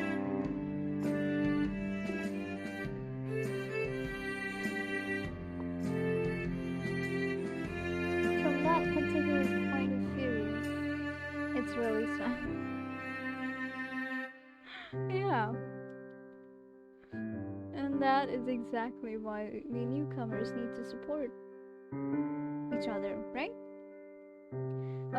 Right, sure. Exactly, Eric understands, so we should be friends, okay? We can be friends, right? We can hang out at lunch here, talk about things, and even share jokes. I practice lots of jokes before going here. Wanna hear one? Wanna hear one? Somehow her deep emerald eyes, piercing my very soul, are telling me that she's going to make me hear the joke anyway. Consequences be damned. Let's let her speak the joke. Sure, fire away. Her face lights up, reminding me of a kid pressing her nose on a shop window, looking at those tiny toy on display. Okay, here goes. Get ready. 1 is 6 at grade of 7. Because 7, 8, 9, right? Oh, and just like that, her exhilaration vanishes like a popped balloon. She pumps her cheeks out in annoyance and fixes me with the Doris glare she can muster. It's supposed to be intimidating, I think, but the downright effectiveness of the gesture elicits less of abstract dread from me and more of an amused chuckle. But I should be the one giving out punchline. Eric, that's how a joke works. Sorry, but it's a really old joke, you know. It's probably one of the first jokes I heard in English even. Don't mind Natasha, Eric. She likes to think she's witty. It helps with her improvement of English, she says. Makes sense, but it is funny. Hey, that's not as bad as our joke last week about giraffes and Rasputin, so maybe we shouldn't be so hard on her. That is true.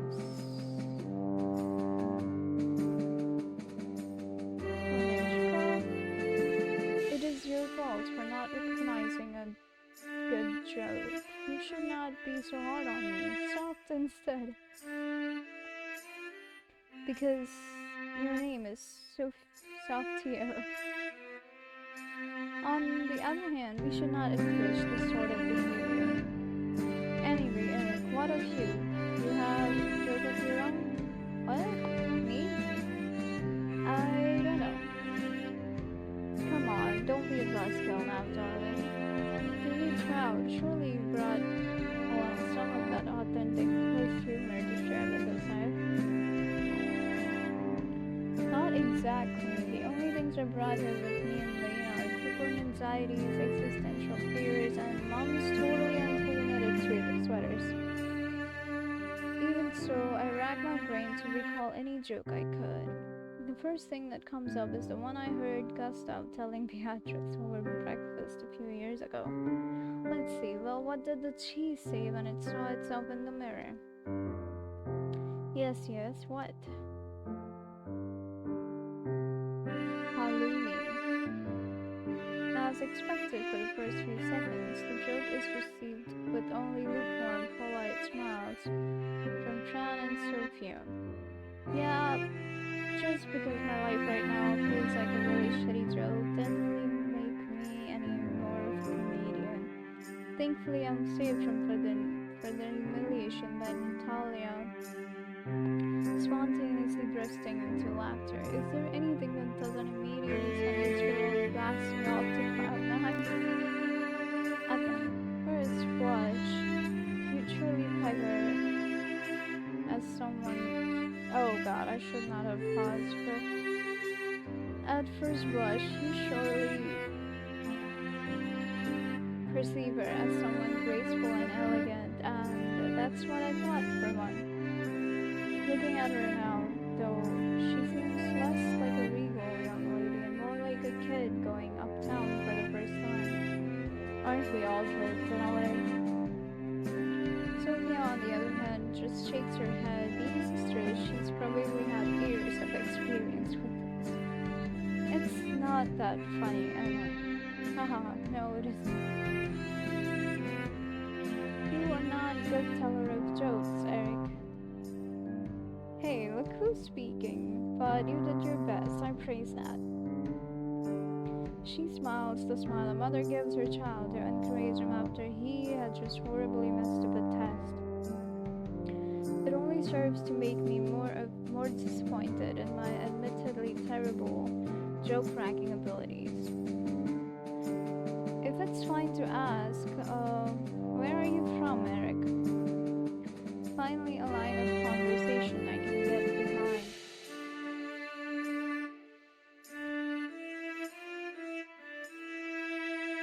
I'm from Switzerland, Baselstad, to be exact. Pretty nice place, I guess. And where in Russia are you guys from? St. Petersburg? Yes. But I think it should be called St. Petersburg. Oh, like iceberg. Because it's very cold. How is your opinion of Reina so far, Eric? I've yet to see much of the city, but I'm sure my sisters will take me sightseeing around the city soon. From what I've seen so far, it looks very nice. Very lively. We're thinking it is an amazing place also. The food is also very good. I'm looking forward to try cooking some of the new dishes I saw here. Oh, so you're into cooking? Just a little bit. There's a glint of pride in her eyes as she says that, so I'll be assuming that her interest and most likely her experience and skill in the field is not actually limited to just a bit. You should bring some of your food here too sometime. It is very good. Her food can send people to heaven, Eric, Miss Fran. Are you saying my cooking is lethal? The affected offense. I missed it. The affected offense in Sophia's tone fosters Natalia, who, realizing the implications of her previous statements fully and panickedly stutters out an apology. What? That's not what I meant. It's really delicious.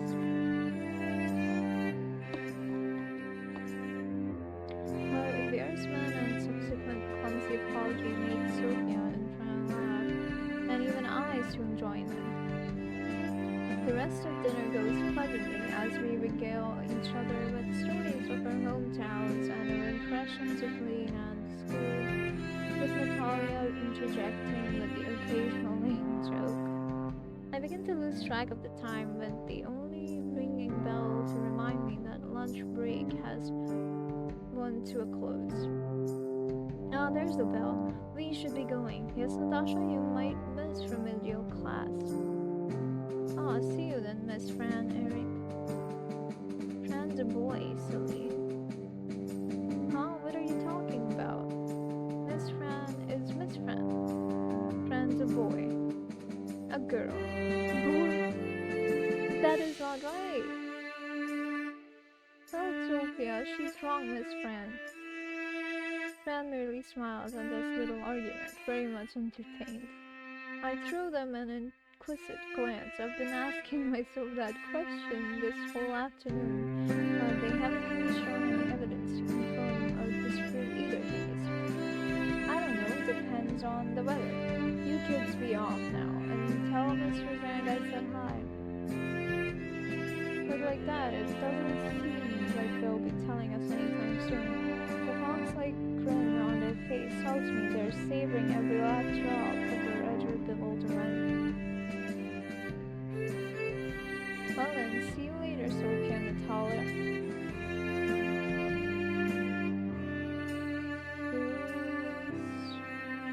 Rubenia, Eric? It is very nice meeting you. We give them a wave as we go.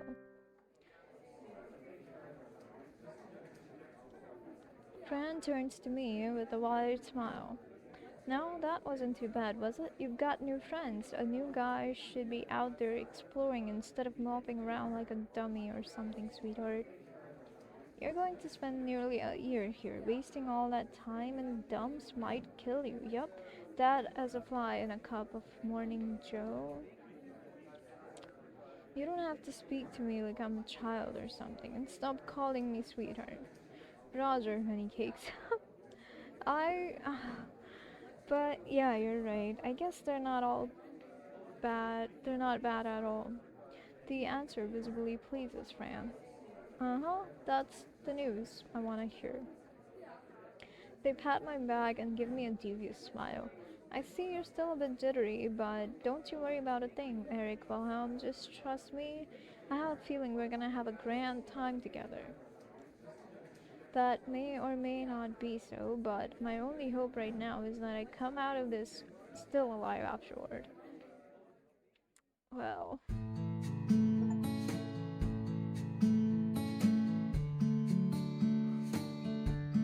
the sun's already about to set by the time Fran got bored of the cafeteria and dragged me back outside. As if the rootless teasing right after the French class wasn't enough, Fran continues pressing at the comfort level of the conversation. It started as a simple back and forth about ourselves and somehow meandered into an anecdote about losing virginity. So then I decided if it's going to happen at all, then it needs to be before vacation ends and I have to go back to Vienna. Uh-huh. So me and my best friend at the time, we went around our neighborhood hitting up every boy we knew.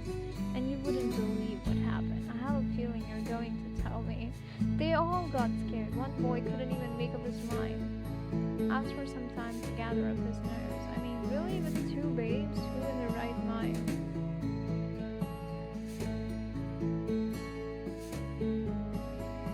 wouldn't want to? A grin and a flutter of their eyebrows demand an answer. France seems to like putting people on the spot. Either I act disgusted or envious of all their childhood friends to proposition. Either way, they get a laugh at my expense. Only an imbecile. My correct answer gets me a quick chuckle. At least I did get so far as saying, gee, I wish I knew you back then. Not sure I'd be able to handle the consequences. Yeah. So then what happened? My friend and I decided to take care of things ourselves. Oh. Oh. Fran snored. That was the reaction they were hoping for. So what about you? Well...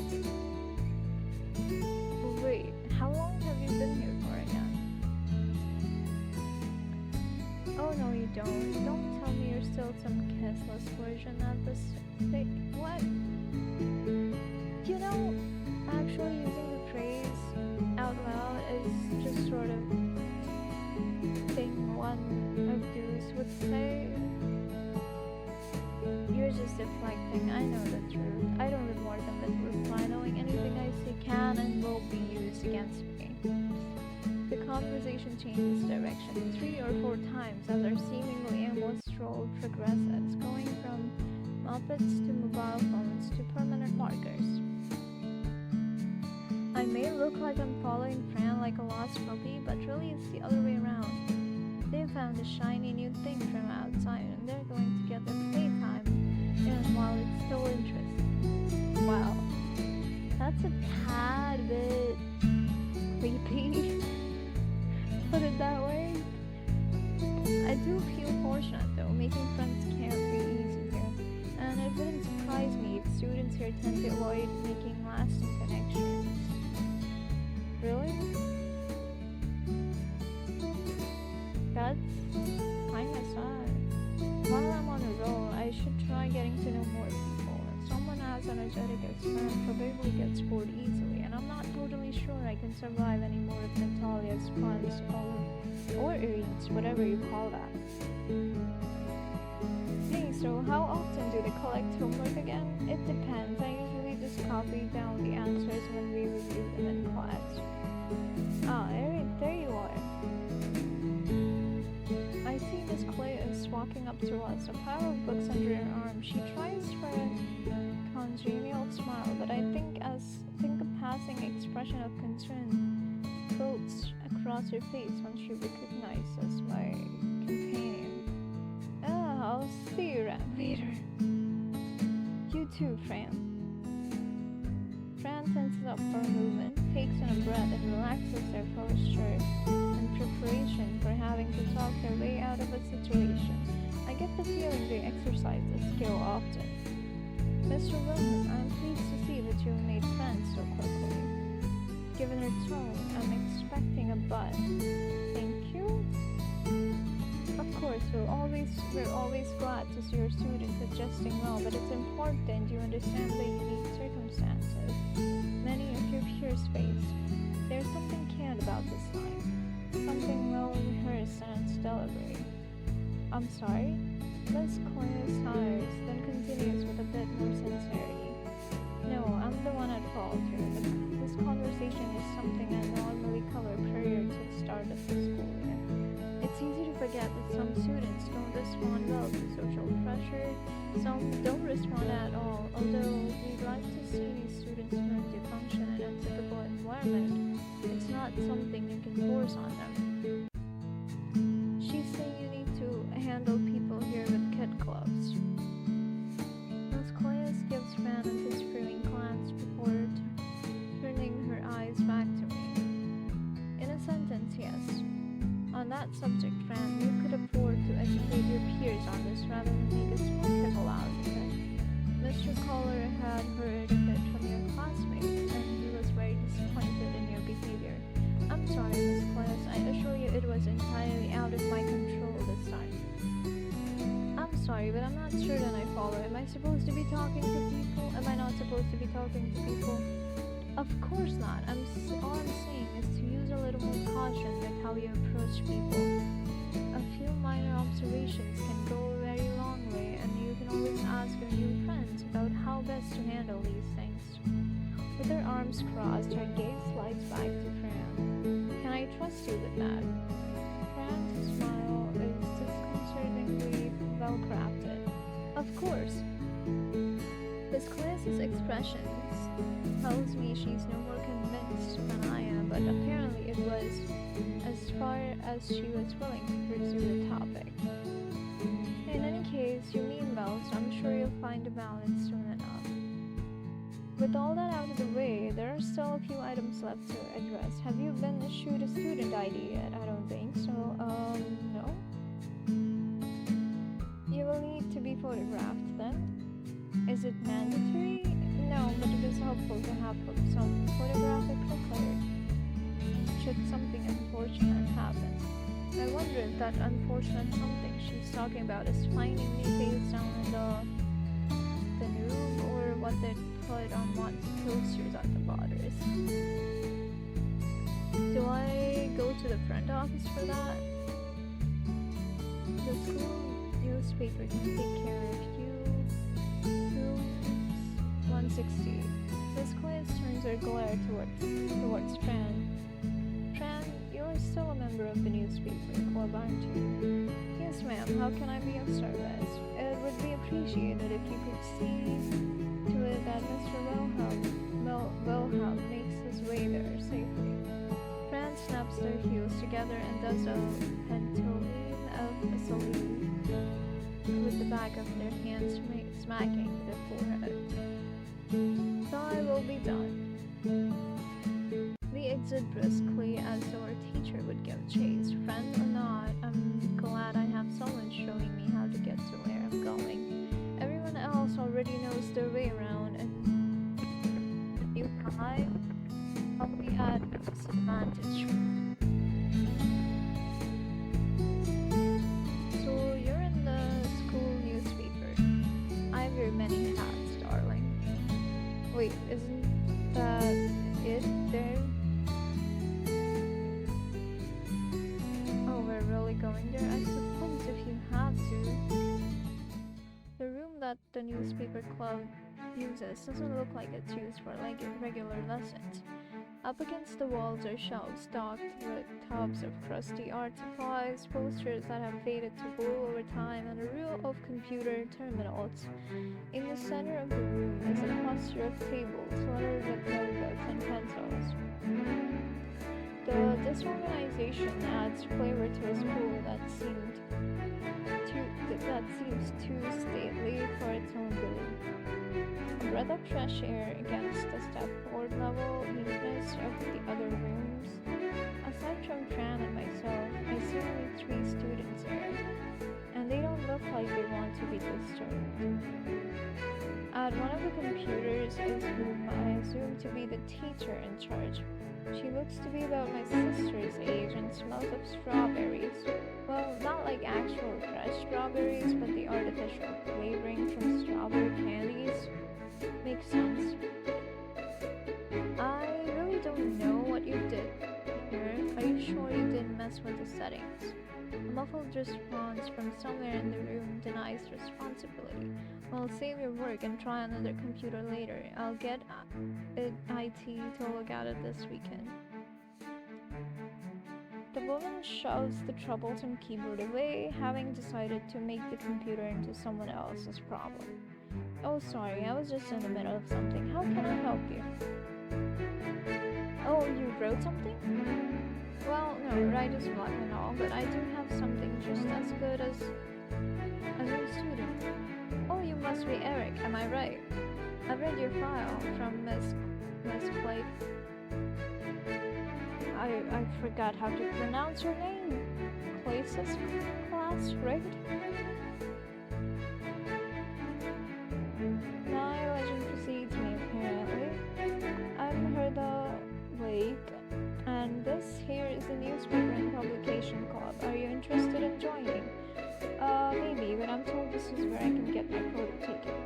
Of course, we do both photo ID and yearbook photos. Would you like to do both today? Yearbook too? I figured that I missed the chance to be in this year's edition. Yeah, I think I'm as ready as I'll ever be. Great, I'll see if Lena can help you out. Fran suddenly checks their phone to see if they have an excuse to leave, and they pretend to have found one. Well, that's my cue to go. Fran hastily scribbles down the number on a scrap of paper nearby and tosses it to me. Text me if you need rescue. Oh, okay. It's strange to see Fran take off so abruptly after clinging to me most of the afternoon. Either they just hit their boredom threshold or something got them spooked. I look around to see if any of the other students are Lena, but Miss Reed isn't heading over to talk to any of them. Instead, she turns to a desk just beyond a line of cabinets and addresses a spindly pair of booted legs sticking out from under the desk. Lena, we have a new student here. Would you take care of him, please? Lena's legs were motionless for a moment, pretending to have not heard me speak. They eventually stir to life when it becomes clear that I'm not going away. I missed something.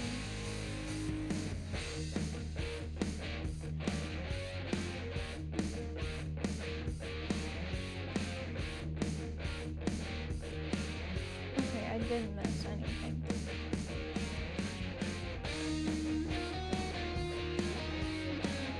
What happened? Her joints pop and crack as she unfolds into the standing position. Lena's arms swing around to stretch, and her head lazily circles around as if they made sure it's attached correctly.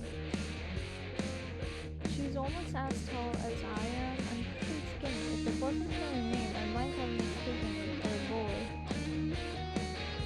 Looks like she works out as well, based on her tan and broad shoulders. And I wonder what that face covering is about. Maybe it's destiny that does. She shakes the drowsiness out of her system and knocks the piercingly nice at me. Hi, I'm Eric. She smirks. Oh, I've heard. I just started today. She gives me a quick one-tour, assessing my new student status. Okay. Lana's brow crinkles and she hides. Well, I thought it was fine. She picks up the folder, spouts the loose papers off the counter and hands it to me. I want the English ones translated into German and the German ones translated into English. in the trash. What? Actually, Eric is here to get his photos taken. Photos? Wouldn't recommend them. The cameras here were seriously old. We get them fixed when the warranties are expired. I would greatly appreciate it if you could help me with that while I sort out the mess with the computers. Okay, but it will cost you dearly. The two of us go over to Miss Reed's desk and Lena drags out one of those stands that hold up projector screens. She draws down a bland-looking backdrop with a mottled blue and white cloudy pattern. I take my place in front of the background and Lena shoves me around by the shoulders before screwing a rather beat-up looking camera on to an equally worn-looking tripod. Hey, first stop is your card. Hey, let's see. Okay, wait. And now for the earbud. Oh no, you can do better than that.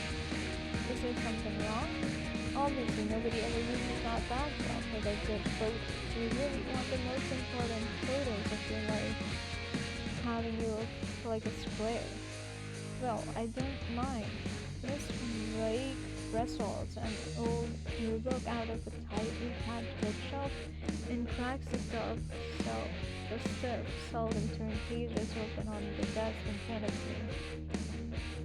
Here, most people opt for casual photos. Actually, most people opt out entirely. I did.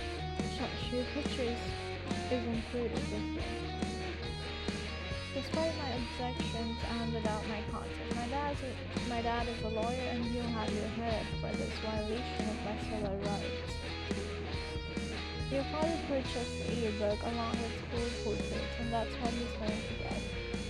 He wants to see how lovely his offspring has become, and that's a chance to work on our side. Indeed, the majority of yearbook photos appear to have been taken at various outdoor locations around the school with the students out of uniform. A few of these pose in front of the backdrop, but they make up for the blindness with some special outfit like athletic uniform or academic medals. I would have been the plainest looking one. See, now, don't these look better? Skipping along, I find a plain page near the end with scores of faceless names crammed into sections by years. The print is so small that it's clear that the need for saving printing costs outweigh the desire to have a dozen pages dedicated to students who were unable or unwilling to show up for the computer. So how about we two go off somewhere nice for Eric's picture? Who knows, you might even find a friend. Actually, the school pharmacist says I don't need friends on my prescription anymore. It turns out they gave me a rash. Mr. Week dismisses Lena's rebuff of any future association between us and hands her an expensive-looking camera from inside her locked desk. My picture is apparently a special occasion that warrants the use of a good camera and not one of those beats off the shelf. Do you think I should change? I would appreciate that. Everyone knows what the uniform looks like, so there's no need to remind everybody of that. Every single portrait. This week turns your attention to Lena. Make sure he's put on something nice, okay? I'll just meet you in the courtyard in 20. Sure thing, and she's gone before I can get another word in. This at least gives me an opportunity to size up the situation here though. This week, please call me Hertha. So the school newspaper, would you like to know more? Yeah, I'm curious about what kind of activities I could do once I get settled in here.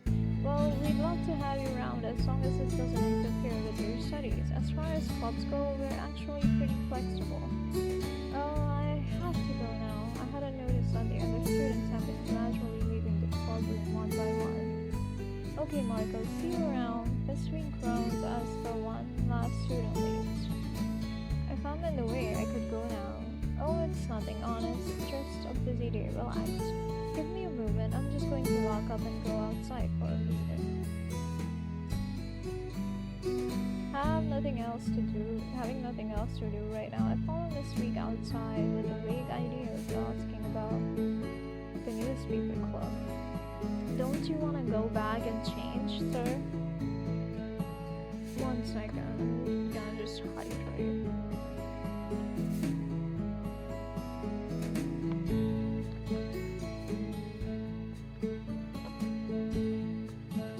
Almost as soon as she's out of the door, Miss Week draws a sleek little electronic cigarette out from her shirt pocket.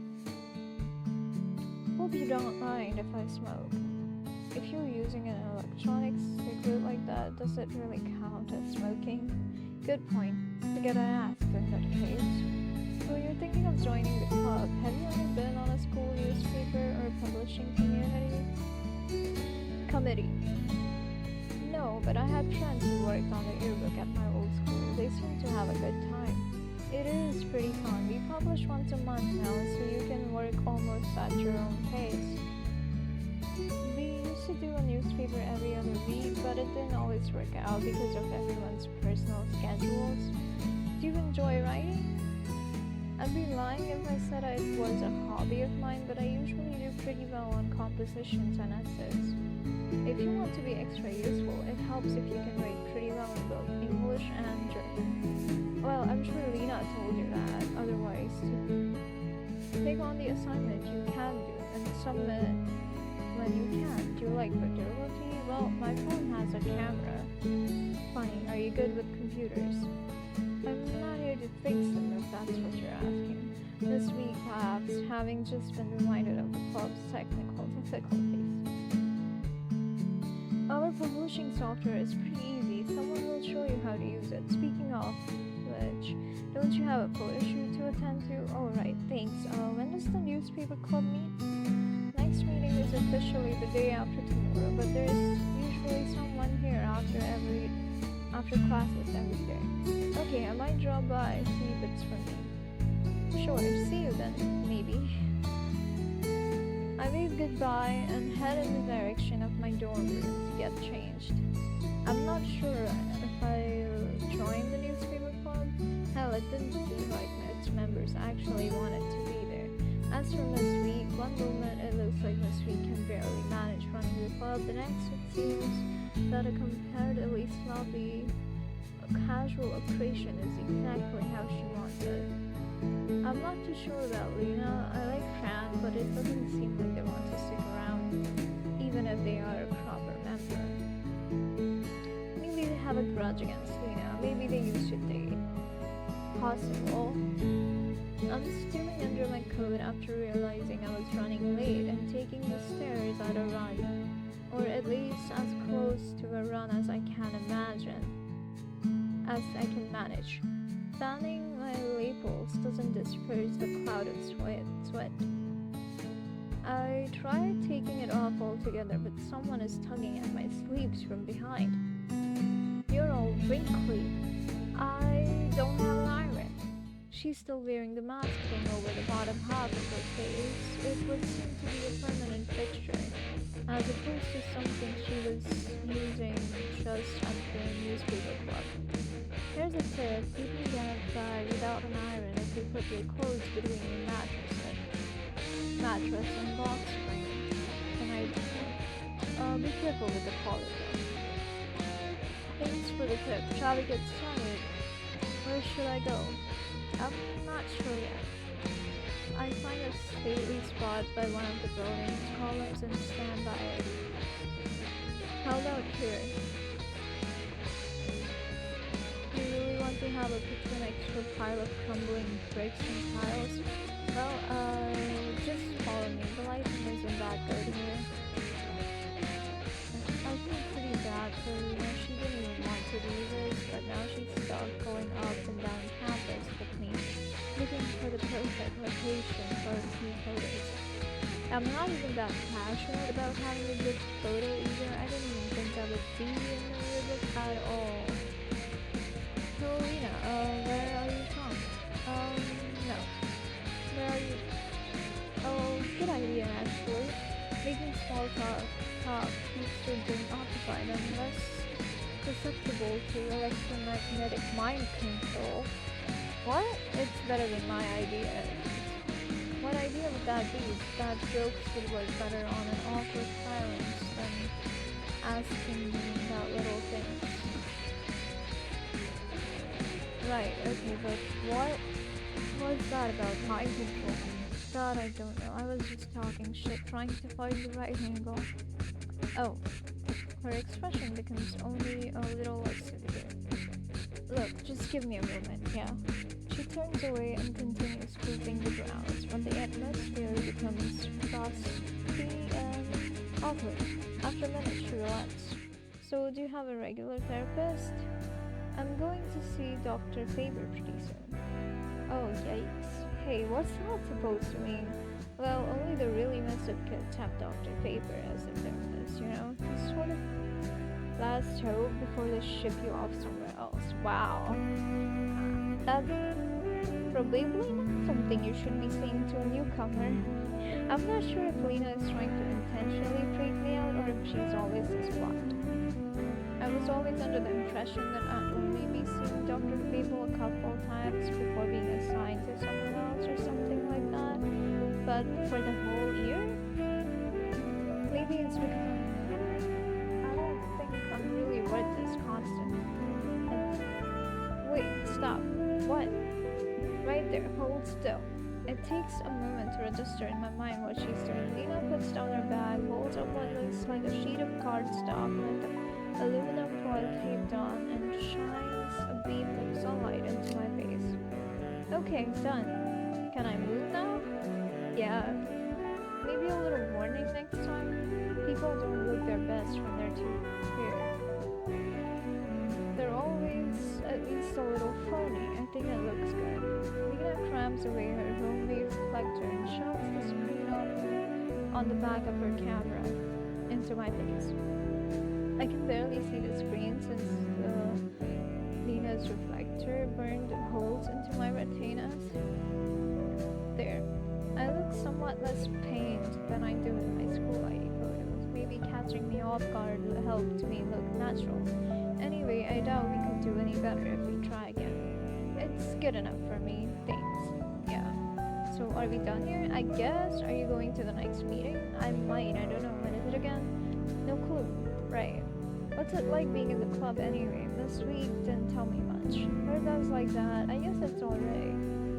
What are the other members like? No stranger than the company you already keep. I assume she means Fran. Do you have some history with Fran? They dished me at the club room as soon as they could. They know not to mess with me, but aside from that, no. Fran used to date one of the members, so they act like they're a full-time member even though nothing they do gets published. Oh, so if I join, what kind of stuff would I be doing? Probably cleaning. It gets messier than you think. Does blood make you squeamish? Only if it's mine. Great. Are you busy this afternoon? The sudden topic change almost knocks me off my feet. I haven't got anything planned, and no. Perfect. Let's get going. Where are we going? It's one thing after the other. God damn.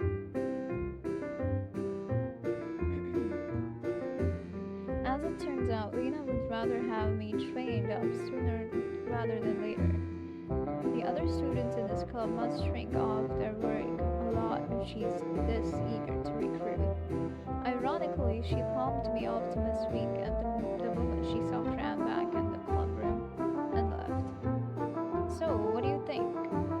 After looking through a pile of past newspapers, I'd say it looks doable. An activity here, an informal survey there. The school newspaper looks like a good balance between challenge and enjoyability. Most importantly, it looks like a chance to keep active. Most people meet people, go into town, maybe travel, and the goes on competition or something. Maybe if I go and join outside world, I'll find a place to belong, even if that place is nowhere in particular, is being nowhere in particular. That's a good thought, yeah. I think I can do this.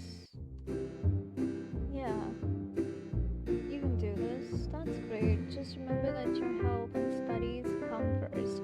If you find yourself overwhelmed, nobody will be offended if you lay off club participation. Well, thanks, Miss Week. Again, my name is Herta. Right. As Herta begins sliding the old papers back into their folders, Fran slides up. Okay, Herta, look, I removed the bit about the naked drum article, but honestly, I think it added the pizzazz the story needs. It feels so flat without it.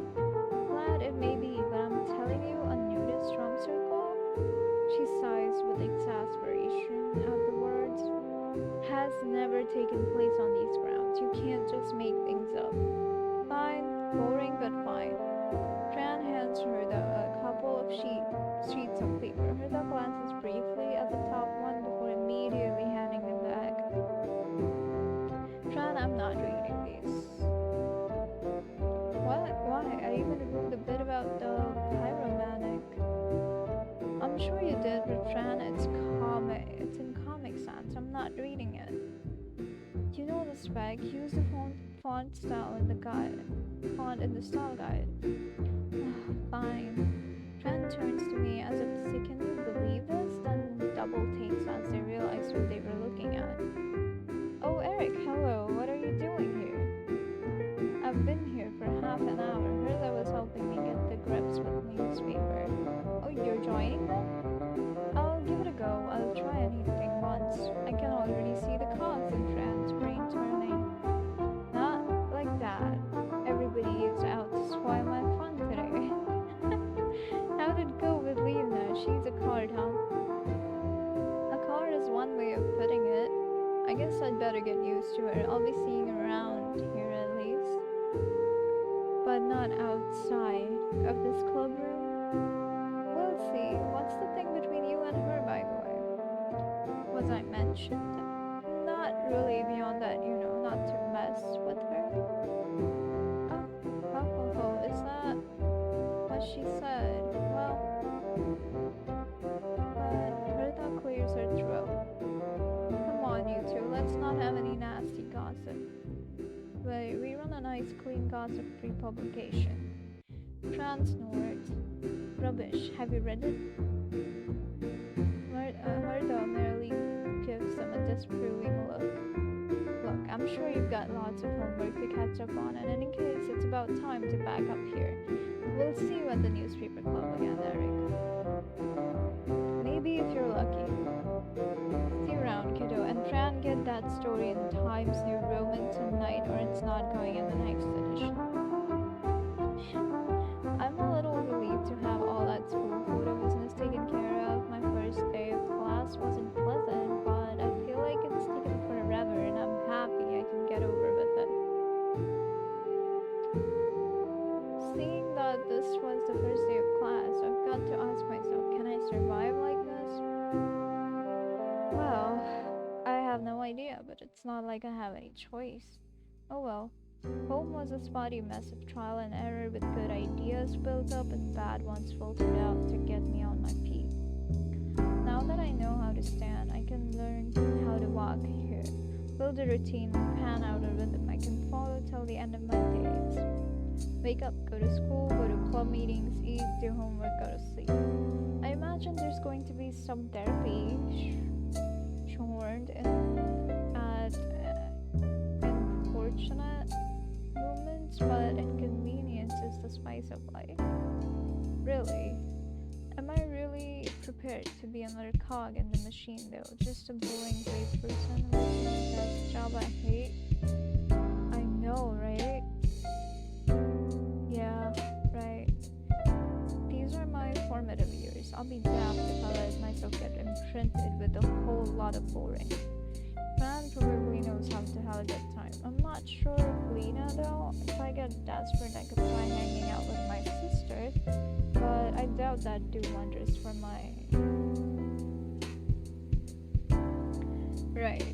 See, this is what happens when I'm left alone, allowed to think to myself. I haven't really had any alone time. What with the doctors, family, and classes. 5 minutes of me alone with myself and I start resenting everything. Yeah, I relate. When I get back to my room, I decide to start my homework whenever, which is sometime between 17:30 and the second coming of Jesus. It's unhealthy to let myself get run-ragged without having some downtime when I need it. A great philosopher once said there's never enough time to do all the nothing you want. True. I throw myself into my chair, fire up my laptop, and stare blankly at the startup screen as though I need booting up as much as the machine does. Who am I again? I knew who I was last year, where I belonged. I'm light years away from home in a strange land filled with strange people. I just want to go back to holing up in my room, goofing off on the computer once in a while. I absent-mindedly click around on the screen before opening up a web browser. The bookmarks menu is full of landmarks from a past life, and I'm pretty sure most of them are dead links now. I don't think I've used this machine much at all in nearly a year. Spending quality time with myself has me testing the school's networks, bandwidth limits, and content filters. A little escapism never hurt anyone. Introspectives can get messy. What's happening in the outside world? A cursory search of private gymnasium St. Divna drew out a sanitized web page alongside perfectly forgettable social media profiles of alumni organizations and online catalogs. I've seen this website before, but I never really took in any of the information here. It's nice and polite, like having the world's best bowl of oatmeal for breakfast. Nothing worth getting excited over. There's a small news section that seems to be updated every month with success stories, inspirational quotes, and school news. Under just a small goodbye written for a retiring teacher is an announcement that catches my attention. Get ready for this year's Dimphna tag.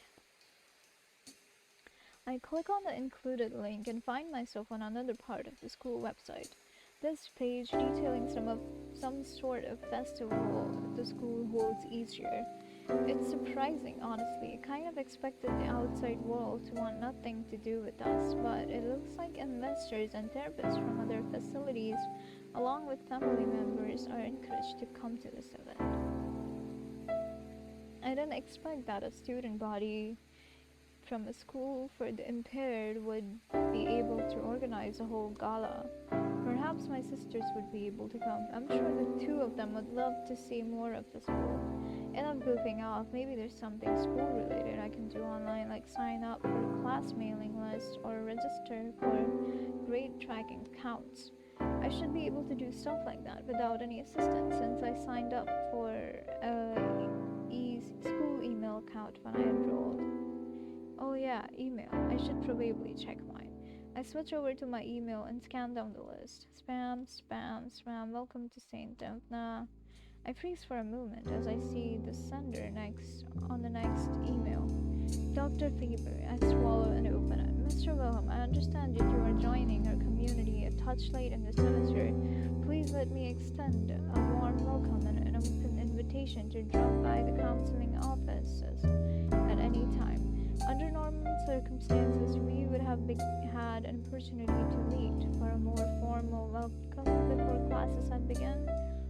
This meeting allows me to get to know new students and addresses any concerns they may have. I apologize for missing this opportunity in your case, but I would like to make it up to you as soon as possible. Please stop by my office Wednesday at 15:45 if you are able. I look forward to seeing you, Dr. Faber. Chief counselor, okay, etc., etc. I get the idea. I know you are an important person when your signature goes out for sick line. Damn. I sit back and wonder whether I'm supposed to click the reply button. I'm sure he'll expect me unless I outright tell him not to. And I get the distinct impression that pinning down this little offer of his where we me more trouble than the alternative. The last thing I need is to add antisocial or problems with authority to my extensive. What did you say? Extensive dossier, okay. I type out a quick short thing back to Faber in response, just in case he needs confirmation from me.